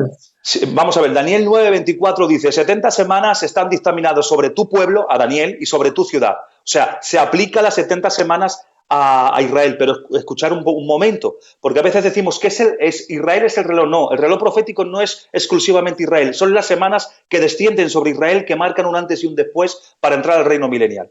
Es decir, ¿por qué? Porque a él son dadas las señales para entrar al reino milenial. El producto final de las 70 semanas es preparar a la nación de Israel para el encuentro del Mesías en el milenio. Y por efecto colateral a todas las naciones que reciban el trato y el evangelio. Sí, han dicho también una pregunta que la voy a contestar al hermano, que dice que si entonces los santos del Antiguo Testamento recibirán el cuerpo glorificado. Sí, mira, esto lo puedes leer en Hebreos 11:39, dice, y estos, aunque alcanzaron buen testimonio mediante la fe, no recibieron lo prometido, proveyendo Dios alguna cosa mejor para nosotros, para que no fuesen ellos perfeccionados aparte de nosotros. La perfección es el cuerpo glorificado, para que no fueran ellos primeros, sino nosotros los primeros y ellos serían los últimos. A eso se le está refiriendo, que tendrán cuerpos glorificados. ¿Es así, hermano? Cuando entren en el milenio, tendrán cuerpos glorificados. Y cuando habla, vamos a ver, cuando habla de la resurrección en relación con los santos del Antiguo Testamento y de los que han muerto, no habla de resucitación para volver a morir, habla de resurrección. O sea, el concepto es no una resucitación para poder volver a morir, sino una resurrección con un cuerpo de gloria. Evidentemente tienen su cuerpo de gloria. Eso no es exclusivo de la Iglesia. El cuerpo de gloria no es exclusivo de la Iglesia, es para todos aquellos que entren ya en el estado eterno para vivir en el ambiente que el Señor va a crear, ha creado y tendremos para nosotros. Porque allá carne ni sangre puede entrar, sino cuerpos transformados. Claro. En la eternidad, en el plan eterno, tienen que ser cuerpos glorificados. Pero evidentemente, ¿por qué? Porque el cuerpo natural todavía tiene la concupiscencia del pecado, tiene que regenerarse el cuerpo. El cuerpo tiene que ser transformado, no reconstruido, sino transformado, como tú bien has dicho antes. Necesitamos un cuerpo adaptado a la vida espiritual o la vida en gloria o la vida que Dios tenga diseñada en ese futuro que no conocemos para nosotros. Y necesitamos un cuerpo especial para eso. Bueno, entonces, los que entran en el milenio son, vamos a ver, primeramente, Israel, cuerpo humano también, los santos del Antiguo Testamento, las almas de los decapitados, los que mueren en Cristo, la gran multitud, allá, la Iglesia y las naciones que hubieran sido salvas.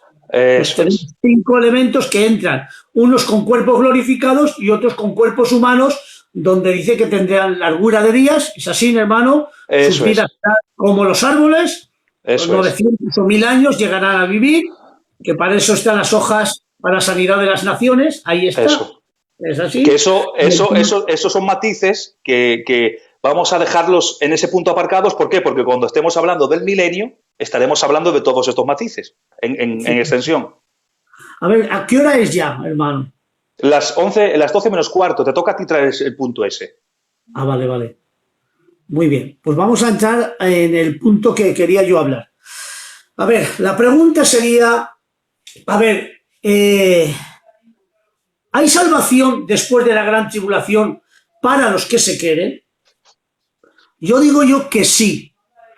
Siempre hay salvación. La gracia, escúchenme, la gracia siempre ha existido. Ahí está, la dispersación de la gracia empieza en la primera venida de Cristo y termina en la segunda venida de Cristo. Escuchen bien las dispersaciones, ¿vale? Los que saben de dispersación, miren. Inocencia, juicio, sacados del trono, sacados del huerto. Hay un juicio. Conciencia, el juicio, la torre de Babel. Conciencia, diluvio. O sea, inocencia, juicio, sacados de fuera. Conciencia, juicio, el diluvio. Gobierno humano, juicio, la torre de Babel. Promesa, juicio, 430 años esclavizados. Ley, juicio, 400 y pico años en silencio, que es el tiempo intertestamentario. Gracia, juicio, los 7 años. Y milenio, juicio, guerra de Goz y Magog. pero porque termine, o sea, porque tenga un juicio a lo último, eso no quiere decir que termine la dispersación. La dispersación está intacta porque no puede desaparecer una dispersación hasta que no viene la otra. ¿Es así? En ley de dispersación es así originalmente. Entonces, los que se queden aquí todavía están en dispersación de gracia. Todavía hay oportunidad de salvación. Y vamos a ver aquí, en el texto que ellos o que los hermanos hablan. Y dice, con todo engaño e iniquidad para los que se pierden porque no recibieron el amor de la verdad para ser salvos. Aleluya. Y dice, por esto Dios les envía un poder engañoso para que crean en la mentira, al fin de que sean condenados todos los que no creyeron a la verdad, sino que se complacieron en la injusticia. Escuchen bien ahora. Estos tres textos no se pueden quedar ahí. Hay que leerlos con el contexto bíblico, pero con la Biblia. Y vamos a empezar a leer primeramente desde el 4. Cuando se manifiesta el anticristo, dice, el cual se opone y se levanta contra todo que se llama Dios o es objeto de culto, tanto que se sienta en el templo de Dios como Dios, haciéndose pasar por Dios. Y ahora les recuerda a los tesalonicenses y dice, ¿no os acordáis que cuando yo estaba todavía con vosotros os decía esto? Ahora vosotros sabéis lo que lo detiene, la iglesia, al fin de que a su debido tiempo se manifieste el anticristo. Y ahora dice, porque ya está en acción el misterio de iniquidad. Solo hay quien al presente lo detiene hasta que a su vez se ha quitado del medio, que eso se le llama espíritu de estorbo, o se le llama en los que detenemos el misterio de iniquidad, que es la iglesia, aleluya, con el Espíritu Santo. Y ahora nos dice más adelante, aleluya, cuando se ha quitado del medio la iglesia, entonces, hasta entonces no se manifiesta. ¿Cuánto es el tiempo puede ser desde la iglesia hasta la manifestación del anticristo? Puede pasar 1 mes, 2, 6 meses. ¿Es así, hermano Israel? Puede sí, claro pasar que sí. 1 mes, 2, es un tiempo. O puede ser 1 semana. Pero dejamos tiempo. Entonces se manifestará aquel inicuo, el cual el Señor matará con el espíritu de su boca y destruirá con el resplandor de su venida. Y ahora dice, inicuo cuyo advenimiento es por obra de Satanás, ahí está, con gran poder y señales y prodigios mentirosos. O sea que Satanás, aleluya, le dará el poder de hacer prodigios, señales, porque el anticristo es un juicio de Dios. Cuidado. Es permitido por Dios. ¿Es así o no? Sí, está hermano, escrito la palabra. Está escrito, es escritural. Es escritural. Lo envía Dios. Cuidado. Noten esto, lo envía Dios. Y ahora dice, pero ¿para quién lo envía? Ahí está. Con todo engaño e iniquidad. Para los que se pierden. El mundo. No te habla de particularidad de los que se queden, te habla de globalidad del mundo. Por cuanto no recibieron el amor de la verdad para ser salvos, nunca lo fueron. El mundo no recibieron el mensaje de Cristo, que durante 2000 y pico años lo está predicando y el mundo no lo ha recibido. No recibieron el amor de la verdad para ser salvos. Por esto les envía el poder engañoso. ¿Cuál es el poder engañoso? Lean otra vez. El anticristo. Ese es el poder engañoso que nos envía Dios porque no recibieron el amor para la verdad. Es el poder engañoso, Satanás mismo, el anticristo. Y ahora dice, por eso Dios les envía, que es este juicio, les envía un poder engañoso para que crean en la mentira. Dice, al fin ya de que sean condenados todos los que no creyeron a la verdad, sino que se complacieron en la injusticia. No te está hablando de particular de un cristiano que se quede, no, te está hablando de una globalidad mundial. Ahí está. No te está hablando de particularidad, sino de globalidad. Que eso ¿Y dónde vamos al contexto bíblico? Pues se lo digo. ¿Quién? O sea, ¿Dios endureció el corazón de Faraón? No, hermanos. Eso no es así. Fue la misma gloria de Dios que para Israel fue la liberación, para Faraón fue su endurecimiento. ¿Pero por qué? Porque era inconverso. Y segundo, porque era incrédulo. ¿Por qué? Porque no creyó en Israel. No, lo persiguió. Y al ver su incredulidad, la misma gloria la endureció aún más al inconverso. Ahí está. Entonces, para que ustedes entiendan, el mismo sol que ablanda la mantequilla endurece el cemento. La misma gloria que para Israel era la liberación, al inconverso faraón lo endurecía más. Ahí está. Entonces lo dejó a su suerte. Ya no pudo hacer Dios con él nada. Por tanto, no quieres encima, ahora te endurezco aún más para que mi gloria descienda. Ya luego, hermano, podemos leerlo, hermano, en Romanos, bueno, lo digo memorizadamente más o menos que es así. Y dice, Romanos 1:18, la ira de Dios se revela desde el cielo contra toda impiedad y injusticia que detiene los hombres con injusticia la verdad. Porque lo que de Dios se conoce le es manifiesto. Su eterno poder y deidad se hace claramente visible en la creación de tal manera que no tienen excusas. Porque aunque conocieron a Dios, no le glorificaron como a Dios, ni le dan gracias, sino que se envanecieron en su propio razonamiento y en su necio corazón entenebrecido. Profesando ser sabios, se hicieron necios, cambiaron la verdad de Dios por la mentira, honrando y dando culto a las criaturas antes que al Creador, que es bendito por todos los siglos. Ya la dice, por lo cual Dios los entregó, ya no pudo hacer nada con el mundo, con la culpabilidad del hombre. Entonces el hombre que no quiere, que ve todo en el mundo, ve todas las obras y no quiere creer en él, aleluya, sino encima le da la adoración a las criaturas y a todo, los deja a su suerte. Dios ya no puede hacer nada con ellos. Por tanto, los deja a la concupiscencia de su propio corazón de tal manera que aún se deshonraron sus propios cuerpos, levantándose en lascivia. Ahí está, cuando Dios no puede hacer nada con alguien, los deja a su suerte. Pues bueno, aquí al mundo que les ha predicado el Evangelio, que ha estado ahí, que les ha querido dar arrepentimiento, que ha estado su iglesia predicando, y el mundo no lo ha creído, Dios les envía el poder engañoso al mundo. ¿Pero para qué? Para que ya sean condenados, porque no he podido hacer nada con ellos. Por tanto, ven 4 señales del anticristo y le dan la gloria.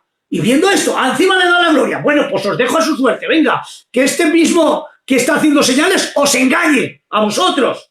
Pero no te está hablando de particularidad de cristianos que se queden, sino del mundo. Ahora, escuchad un poquito, hermanos. Quiero decirles desde aquí, hermanos, que los que estén allá no se van a salvar como ahora. Serán a base de sufrimiento, porque va a haber persecución, hermano, Cuidado, que va a haber mucha persecución, hermano. Por tanto, el detalle bíblico como tú haces, los detalles. Con todo engaño y iniquidad para los que se pierden, porque no recibieron el amor de la verdad para ser salvos. No lo fueron. No lo fueron. ¿Quiénes no lo fueron? El mundo. Segundo, al fin de que sean condenados todos los que no creyeron a la verdad. El mundo no cree en la verdad. Antes más bien amaron las tinieblas más que la luz. Por tanto, estos textos no se lo está hablando particularmente a los cristianos que se queden, sino al mundo originalmente. Y ahora, porque estamos ahora poniendo, hermano, que el cristiano que se quede tiene como el derecho de la blasfemia contra el Espíritu Santo o una apostasía profunda, de tal manera que ya no pueden, claro. Y ahora vamos a hablar de las clases de apostasías que hay. Cuidado, claro, que es que apostasías profundas, incluso ahora hay gente que no se salva. Ahora hay gente que ya no puede salvarse porque ha entrado en una apostasía tan descarada, tan profunda, que no se pueden arrepentir. Porque el que da el arrepentimiento es el Espíritu Santo, ¿sí o no, hermano? Es así. Pues ahí está, pero vamos a hablar de las diferentes apostasías, porque a veces metemos a todos en el mismo saco. Pues bueno, hermano Israel, empieza a nombrar unas apostasías para que vean y no meter a todos en el mismo saco, A ver, cuando hablamos de apostasía hay que analizar la palabra en su contexto. No vamos a analizarla, pero entendemos, como ha dicho el hermano Luis, que hay diferentes grados de apostasía. Cuando hablamos de apostasía es una caída, un dejar la fe, pero puede involucrarse en muchas acciones. ¿Qué pasa? Que a veces nosotros, en el contexto de la iglesia, de aquellos que a lo mejor realmente no se han encontrado con Dios, realmente son simpatizantes, no han tenido un encuentro con Dios. Realmente aquellos que han titubeado, los metemos en el saco de una apostasía profunda o una iniquidad patente en el pecado, pero no es así, no podemos englobar a todos, porque si eso fuera así, no se salvaría nadie de los que se quedarían, porque serían todos apóstatas, entonces nadie se salvaría. Y a mí la Biblia me enseña, como hemos dicho, que habrá un grupo de misioneros. Voy a decir algo que a lo mejor puede sonar un poquito estrambótico, ¿vale? Un poquito difícil, pero es Biblia. Luego, hasta que quieras compartirlo o no, no pasa nada no pasa nada. ¿Por qué? Porque no va a pasar nada. Digo para los que escuchen, para los que estén escuchando. Aunque no me echéis a la hoguera, por favor, ni me quemáis ni echéis leña. Dejadme defenderme primero. Escuchadme con atención. Ahí está. Ahí está. Segunda de Tesalonicenses 2:3. Hay algo que marca un antes y un después en relación al tiempo final de la iglesia antes de ser arrebatada. Dice, que nadie os engañe, el texto anterior a lo que estaba diciendo Luis, en ninguna manera, porque no vendrá sin que antes venga la apostasía y se manifieste el hombre de pecado e hijo de perdición. Yo soy de los que digo, entre comillas, ¿vale? Por lo que la palabra lo veo, digo que no va a haber un gran avivamiento antes de que la iglesia se marche, va a haber una gran apostasía. El avivamiento lo va a haber en la tribulación, donde una multitud que escuchan, que va a ser difícil, que va a haber penurias, pero que dice que sube una multitud muy grande que ha lavado sus ropas en la sangre del Cordero. O sea, la apostasía tiene que ver con salirse de la fe, pero uno puede salirse de la fe de muchas maneras. Como dice Luis, siendo un apóstata profundo y de alguna manera rozando o cumpliendo la blasfemia contra el Espíritu Santo, que es una de ellas es rehusar la convención del Espíritu Santo de pecado, de justicia y de juicio, es decir, no querer sentirse pecador, es decir, no hacer caso a esa convicción, eso te está alejando de la gente, eso te está alejando de la gente que te ofrece la salvación en medio de la fe en el mensaje. Tú mismo por iniquidad, la palabra iniquidad tiene que ver con torcedura y se asocia a apostasía en su etimología y en su idioma original en el concepto de rehusar, de no querer, pero por voluntad propia, no por caída, o no porque no hemos vivido una vida espiritual en santidad y hemos rebajado el nivel y hemos caído. El que ha caído no significa que ya sea apóstata y ya no tenga salvación para nunca jamás de los siglos. No es eso. Tiene siempre la capacidad de reengancharse y de vivir una vida de santidad. Hablo para aquellos que son contados con los dedos, que no todo el mundo es un apóstata que apostata en el sentido de rehusar la obra de convicción del Espíritu Santo. No todo el mundo entra en ese concepto, pero sí yo en la Biblia he descubierto 8 casos de apostasía para nosotros, ojo, que no es para los inconversos, que es para la iglesia, que es para los que estamos dentro de la iglesia. Ahora, claro, para este tiempo. Es decir, mira, os lo voy a leer aquí, lo tengo aquí marcado, que si no se me van los textos de la cabeza. 8 manifestaciones de la apostasía o negación en aquel tiempo. Tengo los textos al margen. El primero es que habrá una negación de Dios. Ahora quiero que después, Luis, vas escuchando tú después, Luis, si quieres, vas analizando lo que estamos diciendo en profundidad de apostasía. Porque negar la existencia de Dios es negar, es de alguna manera no querer saber nada de la gente que te convence de pecado. Ahí hablamos de una apostasía profunda, pero eso es con los dedos. No todo el mundo está negando a Dios.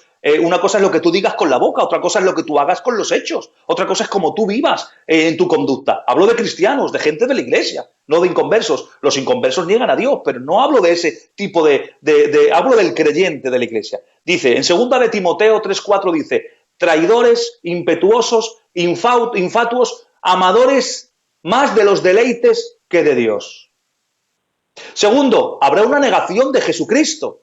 Primera de Juan 4:3 dice, y todo espíritu que no confiesa que Jesucristo ha venido en carne no es de Dios. Y este es el espíritu del anticristo, el cual habéis oído que viene y ahora ya está en medio del mundo.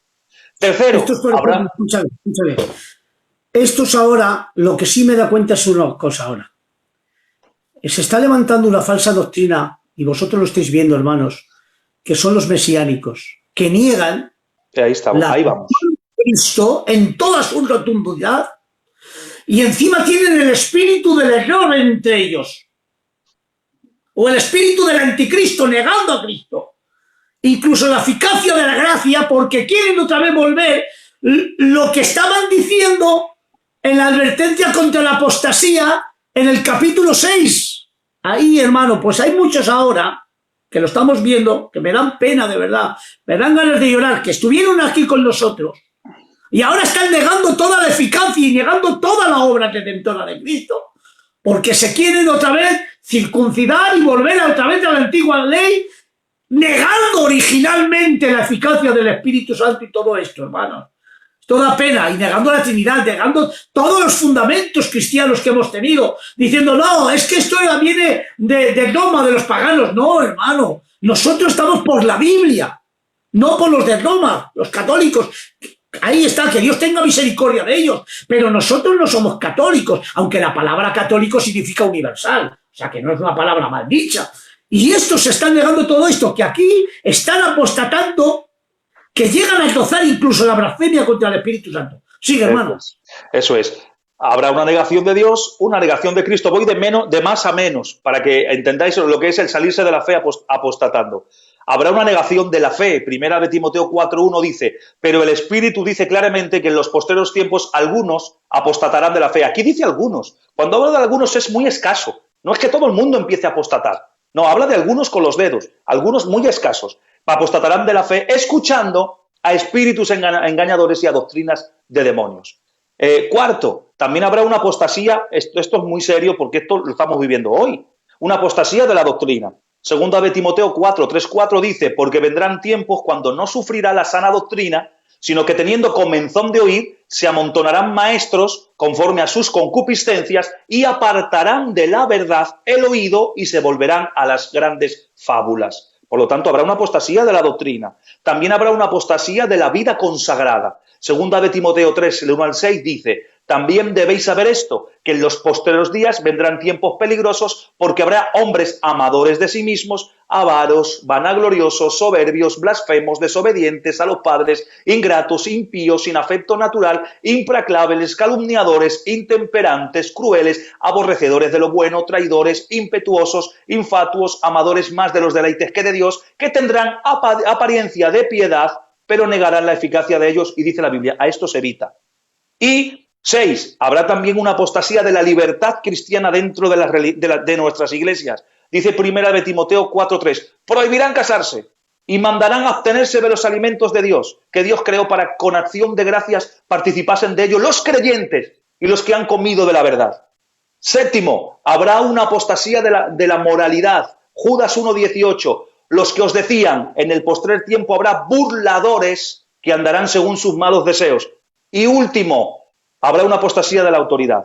Segunda de Timoteo 3:4 dice, traidores, impetuosos, infatuos, pero la palabra traidores en su etimología del griego habla a aquellos que no se someten a la autoridad delegada por Dios, aquellos que quieren suplantar o sobreponerse a la autoridad delegada por Dios. Y son 8 puntos que nos hablan de un salirse de la fe. Puedes llamarlo apóstata, puedes hablar de salirse de la fe, de una decadencia espiritual, de una degradación personal. Y ahora me gustaría, Luis, que tú ya desgranes el tiempo final. No tenemos que ver, hermano, a todos los que hemos dicho, de una apostasía tan profunda a una apostasía normal. Esa apostasía, hermano, no tiene que ver nada que se les ciega el entendimiento. No, hermanos. Estamos hablando, hermano, ahora hay una apostasía, por ejemplo. Os voy a contar, hermano, por qué Hebreos fue escrito. Y esto es necesario para que ustedes entiendan que los textos, no hay que sacar el texto de su contexto, sino que hay que entrar dentro del contexto histórico. ¿Me entienden? El contexto histórico es lo más importante para que nosotros entendamos por qué fue escrito. Ahí está. Es que si sacamos el texto de su contexto histórico, entonces le hemos metido de la pata. Hay situaciones que no tienen que ver nada. Por ejemplo, hay muchas cosas. Cuando dice... Capítulo 91, te guardará de la peste destructora. ¡Me tienes que guardar! Nos ha guardado. No, pero fue para aquel tiempo. ¿Me entienden cómo le digo? ¿Nos ha guardado de la peste destructora que hemos tenido? No. Entonces ese texto, ¿qué pasa? ¿Por qué no se ha cumplido? No, porque fue para aquel tiempo que fue el tiempo de Moisés. Amén. Hay que tener mucho cuidado, que no toda la Biblia es para este tiempo. Entonces hay que mirar bien. Miren, la epístola de los Hebreos fue escrita por la sencilla razón de que en aquel tiempo los judíos cristianizados recibían muchas persecuciones, muchas, hermano, muchas persecuciones. Entre ellas los sacerdotes, Saulo de Tarso, Vespasiano, Dominiciano, Nerón, Claudio y muchos emperadores, pues tuvieron una persecución en contra de los judíos cristianizados y de todos los cristianos. Bueno, pues los judíos cristianizados en aquel tiempo se empezaron a debilitar en la fe y empezaron a empezar dentro de él durante mucho tiempo, diciendo, nos habremos equivocado dejando la verdadera ley y entrando en una gracia y entrando en un Mesías que igual es mentira. Cuidado, Dice, ¿pero por qué? Porque en el Antiguo Testamento, lean si quieren, Dios usaba vasos de ira. ¿Saben lo que eran vasos de ira? Eran los grandes emperadores y los grandes reyes, aleluya, que golpeaban al pueblo porque había dos textos, había dos puntos de vista, o sea, dos puntos de reflexión. Uno era en Deuteronomios y otro en la inauguración del templo, cuando Salomón oró y dijo, si alguna vez tu pueblo se olvidare de ti y por causa de esto se marcharían tras esos paganos, si tú mandares a alguno de ellos, de los reyes o emperadores, y les golpearían y se los llevarían esclavizados por causa de haberte dejado a ti, si ellos te clamaran desde allá, desde su esclavitud, Señor, vuélvelos otra vez a tu lugar. Era un reclamo de su bendición, de su misericordia. Por eso decía, gracias por tu misericordia que no hemos sido consumidos, porque tu misericordia llega de generación en generación. Misericordia significa amor en extensión. Por tanto, la misericordia de Dios, cuando clamaban, como aquel hombre llamado Manasés, el hombre más malo de los reyes que se ha levantado, mató a sus hijos en fuego, hermano, era un agorero, era un adivino, hermano, Dios mío de mi vida, pero cuando estaba esclavizado en la cárcel, clamó a Dios y Dios los restituyó. Porque había un mandamiento de Dios en Deuteronomio y también en la inauguración del templo de Salomón. Por tanto, Dios usaba vasos de ira. Y ahora ellos pensaron con este mismo pensamiento. ¿Nos habremos equivocado? Si por causa de dejar la ley y alcanzar esta gracia, aleluya, nosotros estamos siendo golpeados, pues tendríamos que volver otra vez a la antigua ley. Ahí estaba. Y empezaban a protestar con todo el conocimiento de la verdad. Dios mío de mi vida, ¿qué estáis haciendo? ¿Y qué tenían que hacer esto para apostatar la fe? Tenían que estar delante de la plaza del pueblo y delante de todos los sacerdotes y de todo el pueblo tenían que decir, Jesucristo el Mesías es un falso Mesías, Cristo es mentira. Todo lo que hemos hablado en lenguas y en profecías es por obra de Satanás y el Espíritu Santo es por Belcebú. Y cuando llegamos, hermano, a una consecuencia tan degradante, que nos hemos apartado de la verdad y encima atribuimos a la obra de Dios la obra de Satanás, ya está la blasfemia. Y empieza a hablar de las 5 advertencias que hay en la epístola de los Hebreos, hermano, que aquí están. Me encanta esta primera. Es necesario que con más diligencia, capítulo 2, es necesario que con más diligencia atendamos las cosas que hemos oído, no sea que nos deslicemos, porque si la palabra dicha por medio de ángeles fue firme, toda transgresión y desobediencia recibió justa retribución, ¿cómo escaparemos nosotros si descuidamos una salvación tan grande? ¿Pero por qué? Por apostasía de blasfemia. Segunda advertencia contra la falta de madurez, entrando en la incredulidad que el pueblo no entra en el reposo de Dios. Tercera advertencia contra la apostasía, que está en el capítulo 6. Es imposible que nos... ¿Por qué? Porque entrando otra vez en las obras muertas, en la ley otra vez. Cuarta advertencia, dice, si pecáramos voluntariamente, después de haber recibido el conocimiento de la verdad, ya no queda más sacrificio por el pecado, ordena expertación de juicio y de temor que devoró al enemigo. Si por el testimonio de 2 o 3 un hombre era apedreado, ahora os digo, ¿cuánto no más? Aquel que pisoteara la sangre de Cristo y tuviera por afrenta el Espíritu Santo de la promesa. Y quinta advertencia, los que dejan de alcanzar la gracia de Dios y como el fornicario y profano Esaú venden su primogenitura por un plato de lentejas, aunque después quiso y ya no pudo. Ahí está. ¿Quién te está hablando de las 5 advertencias que son apostasías profundas? Pero no todos los que se queden tienen apostasías profundas. Entonces, ¿qué pasa? ¿Los metemos a todos? Dios mío de mi vida. Que es que miren, y yo les digo desde aquí, a mí se conmueven las entrañas, perdonen que sea así como un loco, hermanos, pero es que a mí me queman las entrañas y escuchar un poquitín, hermano, que es que a veces nos ponemos, Israel, nos ponemos en el trono de Dios. ¿Quién es salvo y quién no es salvo? Por dos textos que no tienen contexto, que cogen lo que quieran, el Apocalipsis, que cogen Hebreos 6. Pero hermano, ya os he dicho el contexto histórico, hermanos.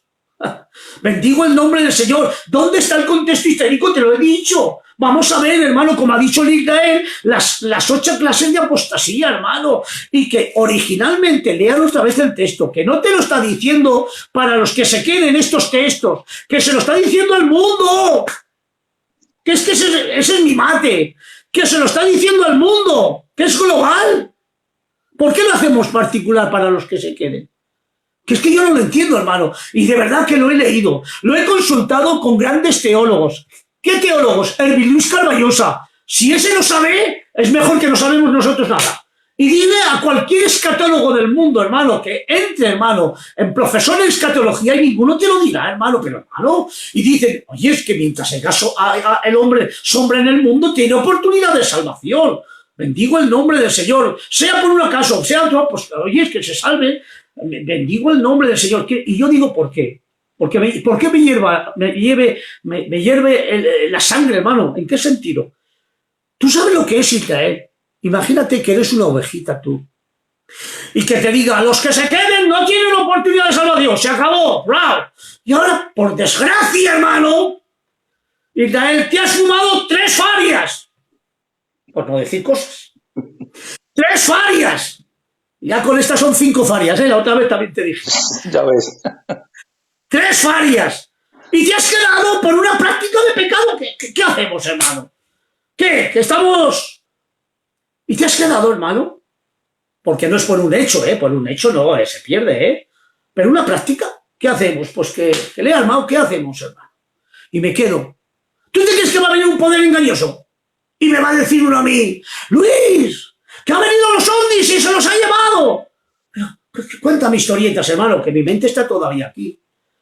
El poder engañoso para el mundo es lo que envía Dios, que es el anticristo. Que esto no es para los cristianos que se quedan, que es para el mundo. Y luego, hermano, que escuchen que para salvarse después de ser arrebatada a la iglesia, para salvarse, va a costar Dios de ayuda, ¿eh? No piensen ustedes que va a ser una merienda. ¿Qué dices, hermano? Te tendrás que dejar incluso hasta matar, hermano. ¿Tú sabes lo que es? Dios mío de mi vida. Por tanto, escapa de todo esto. Vive el evangelio de verdad. Ahora que mira, Israel, siendo pastor, que estás gozando, que estás con tus hijos, que estás con tu familia. Usted, hermano, que me está escuchando, a 100 metros de casa tu iglesica. No hay mejor pastores que los tuyos. Con los coros que tenemos en Filadelfia y todos los que me estáis escuchando, hermano.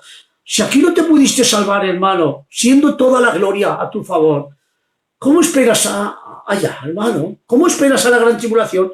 Pues no esperes, vente ahora, sálvate y deja la gran tribulación para el que se quiera quedar. Pero tú sí, conviértete, no te has convertido, conviértete ahora. Y no te lo hagas por ti, hazlo también por tu familia.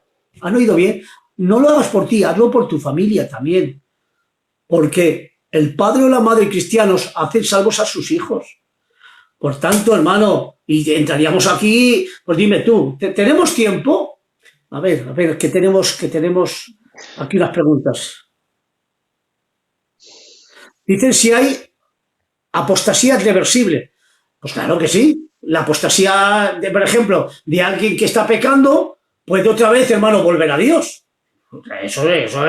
Eso. Ya te estoy diciendo que estamos declarando, no metiendo a todos en el mismo sitio. Ahora, hay una apostasía profunda.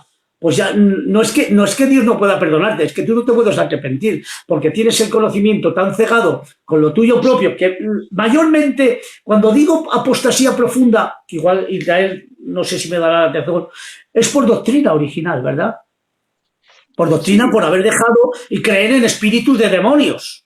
Vaya, ¿Sería así? claro, negar totalmente la fe, la eficacia de la fe, recibiendo el mensaje, o mejor dicho, la convicción de pecado del Espíritu Santo. Cuando tú anulas esa capacidad de él, es decir, no lo rehusas, ¿por qué? Por creer posiblemente, a lo mejor dentro del vínculo, otra doctrina y fundamentarte en otro sistema fuera de Cristo, es decir, anulando a Cristo y su sangre, evidentemente, aunque quieras salvarte, va a ser difícil, va a ser muy difícil, por no decir imposible.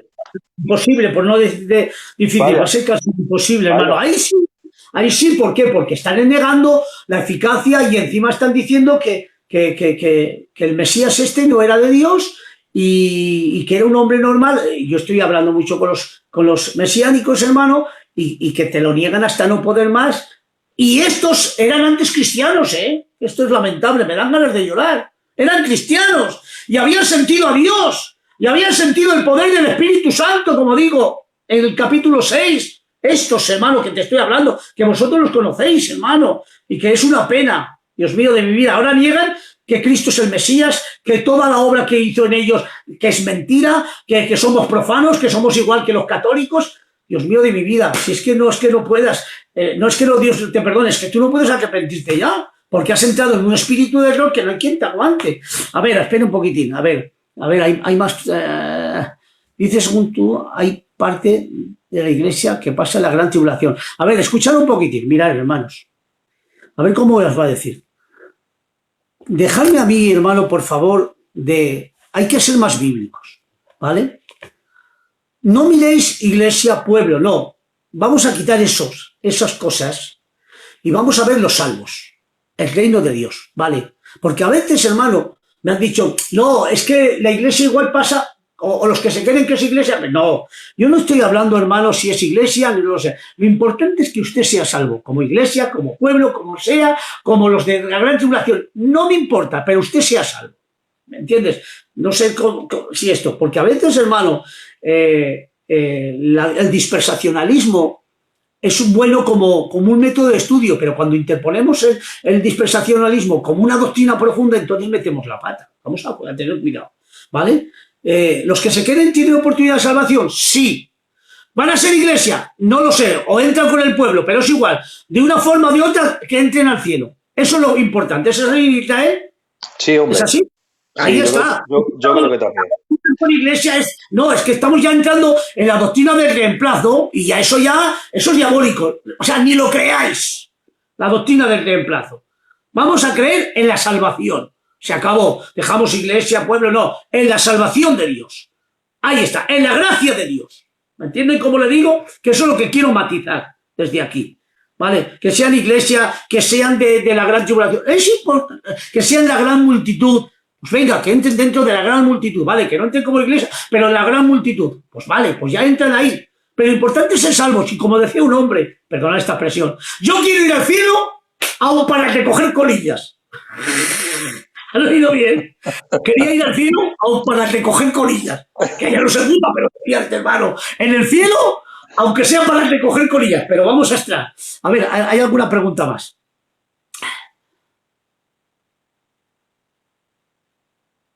No es un... No, perdona. Hermano, no estamos haciendo un acto parcial, sino eclesial. Aquí ya te estás yendo para allá atrás. No, hermano. No, hermano, del acto parcial en la vida. El acto, hermano, eclesial. No estamos hablando. Lo que estamos hablando de oportunidad de salvación. Eso es lo único que estamos hablando. Y que estamos hablando de estos textos, nada más que yo estoy hablando de los textos. Ahí está.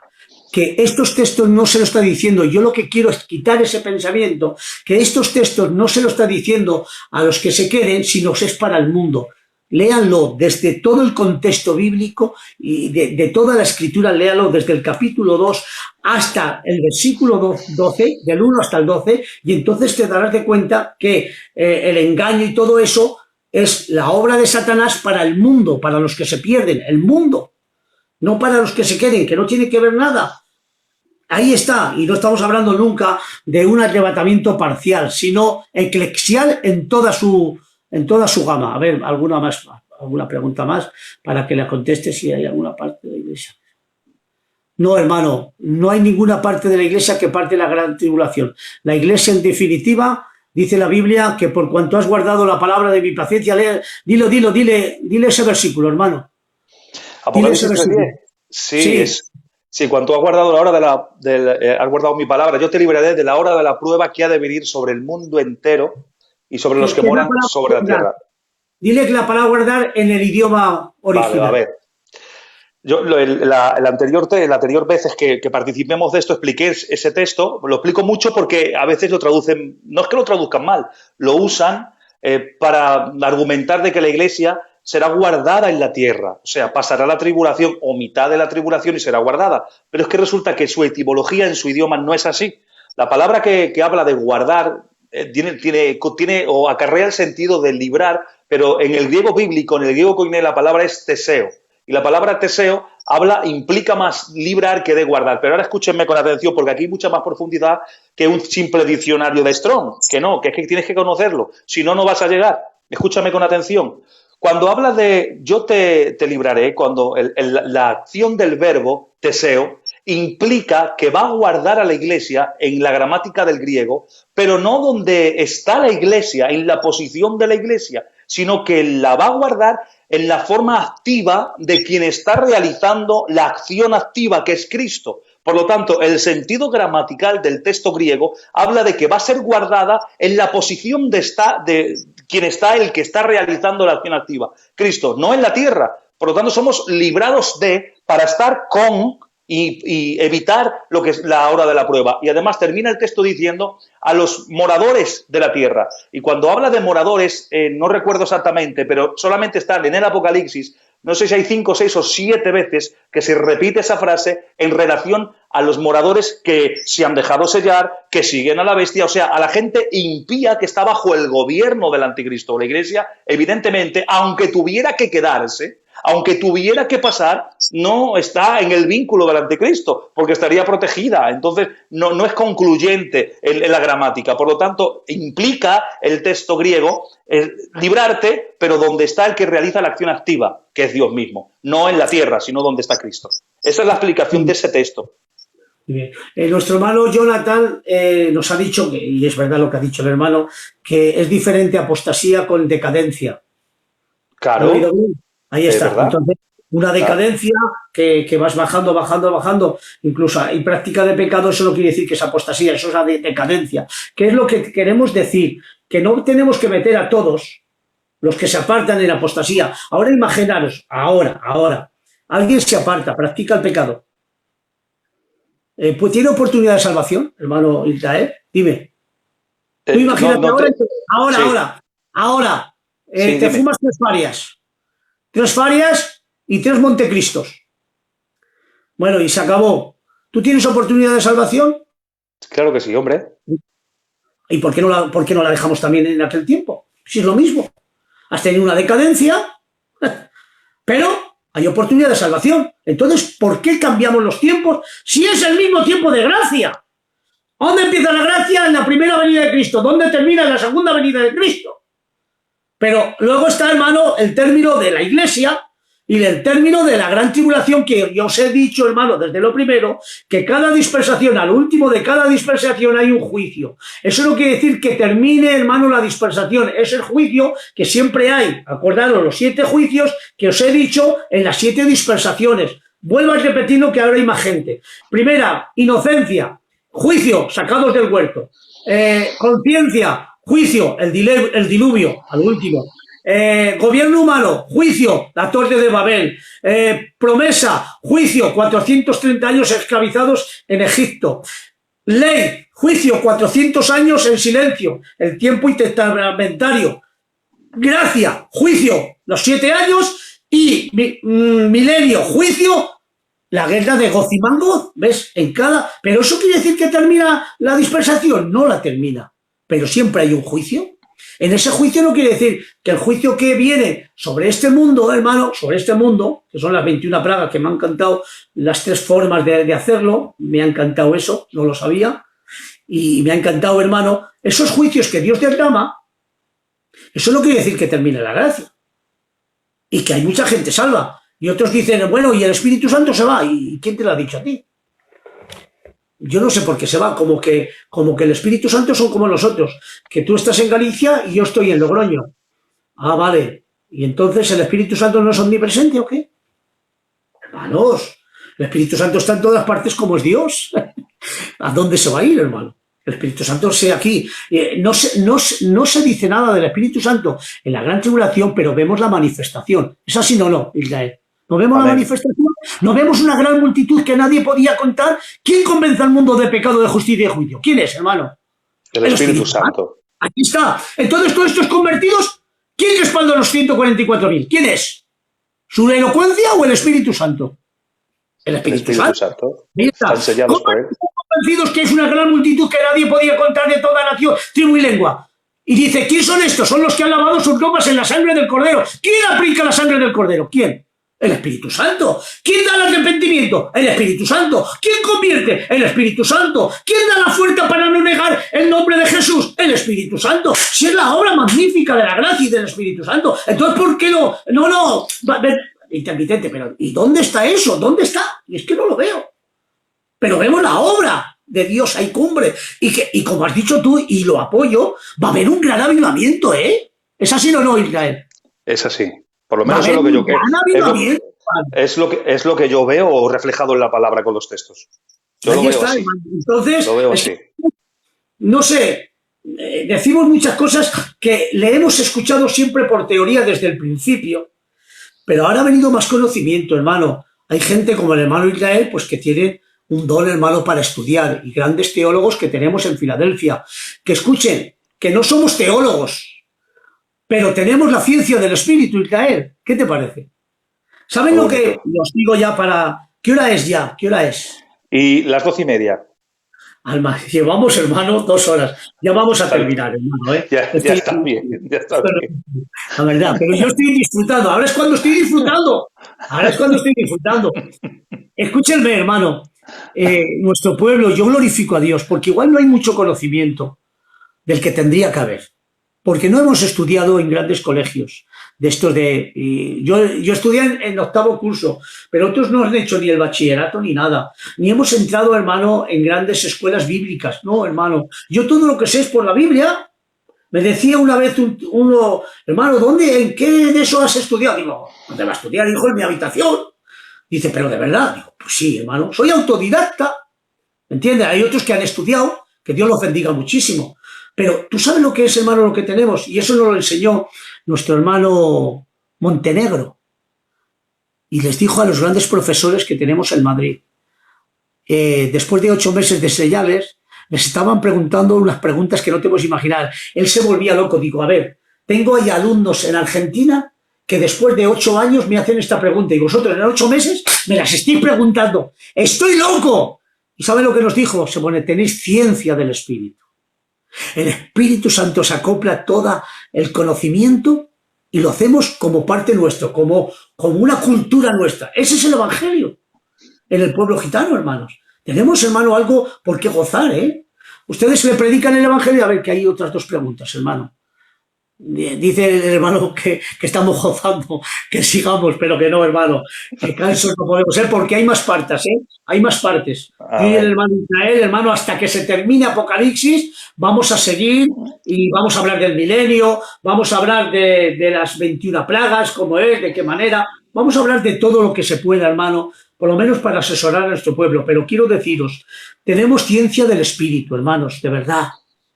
Y eso se ha hecho cultura nuestro. Los jambos, los señores, necesitan, hermano, estudiar 40.000 años para saber algo o creer en algo. Y nosotros, a primera de cambio, te lo estoy diciendo el hermano Luis o el hermano Israel, dice, y sí, me lo creo, me lo dicen mis hermanos, me lo creo a pies juntos. ¿Qué dices? Pues te lo crees. Y es que encima el Espíritu Santo se dice, pues es verdad, o no te has dado cuenta. Nosotros, todos los que me escucháis, los 172 personas, ¿no os habéis dado cuenta que ha subido alguien al púlpito y ha dicho algo mal? ¡Quieto, que eso no! ¿Saben por qué? Porque se ha hecho el Evangelio cultura tuya. Y ves algo que está distorsionado o fuera del contexto bíblico y de la doctrina y te das cuenta hasta la última oveja. No, eso está mal. ¿Cuántas veces me lo has dicho?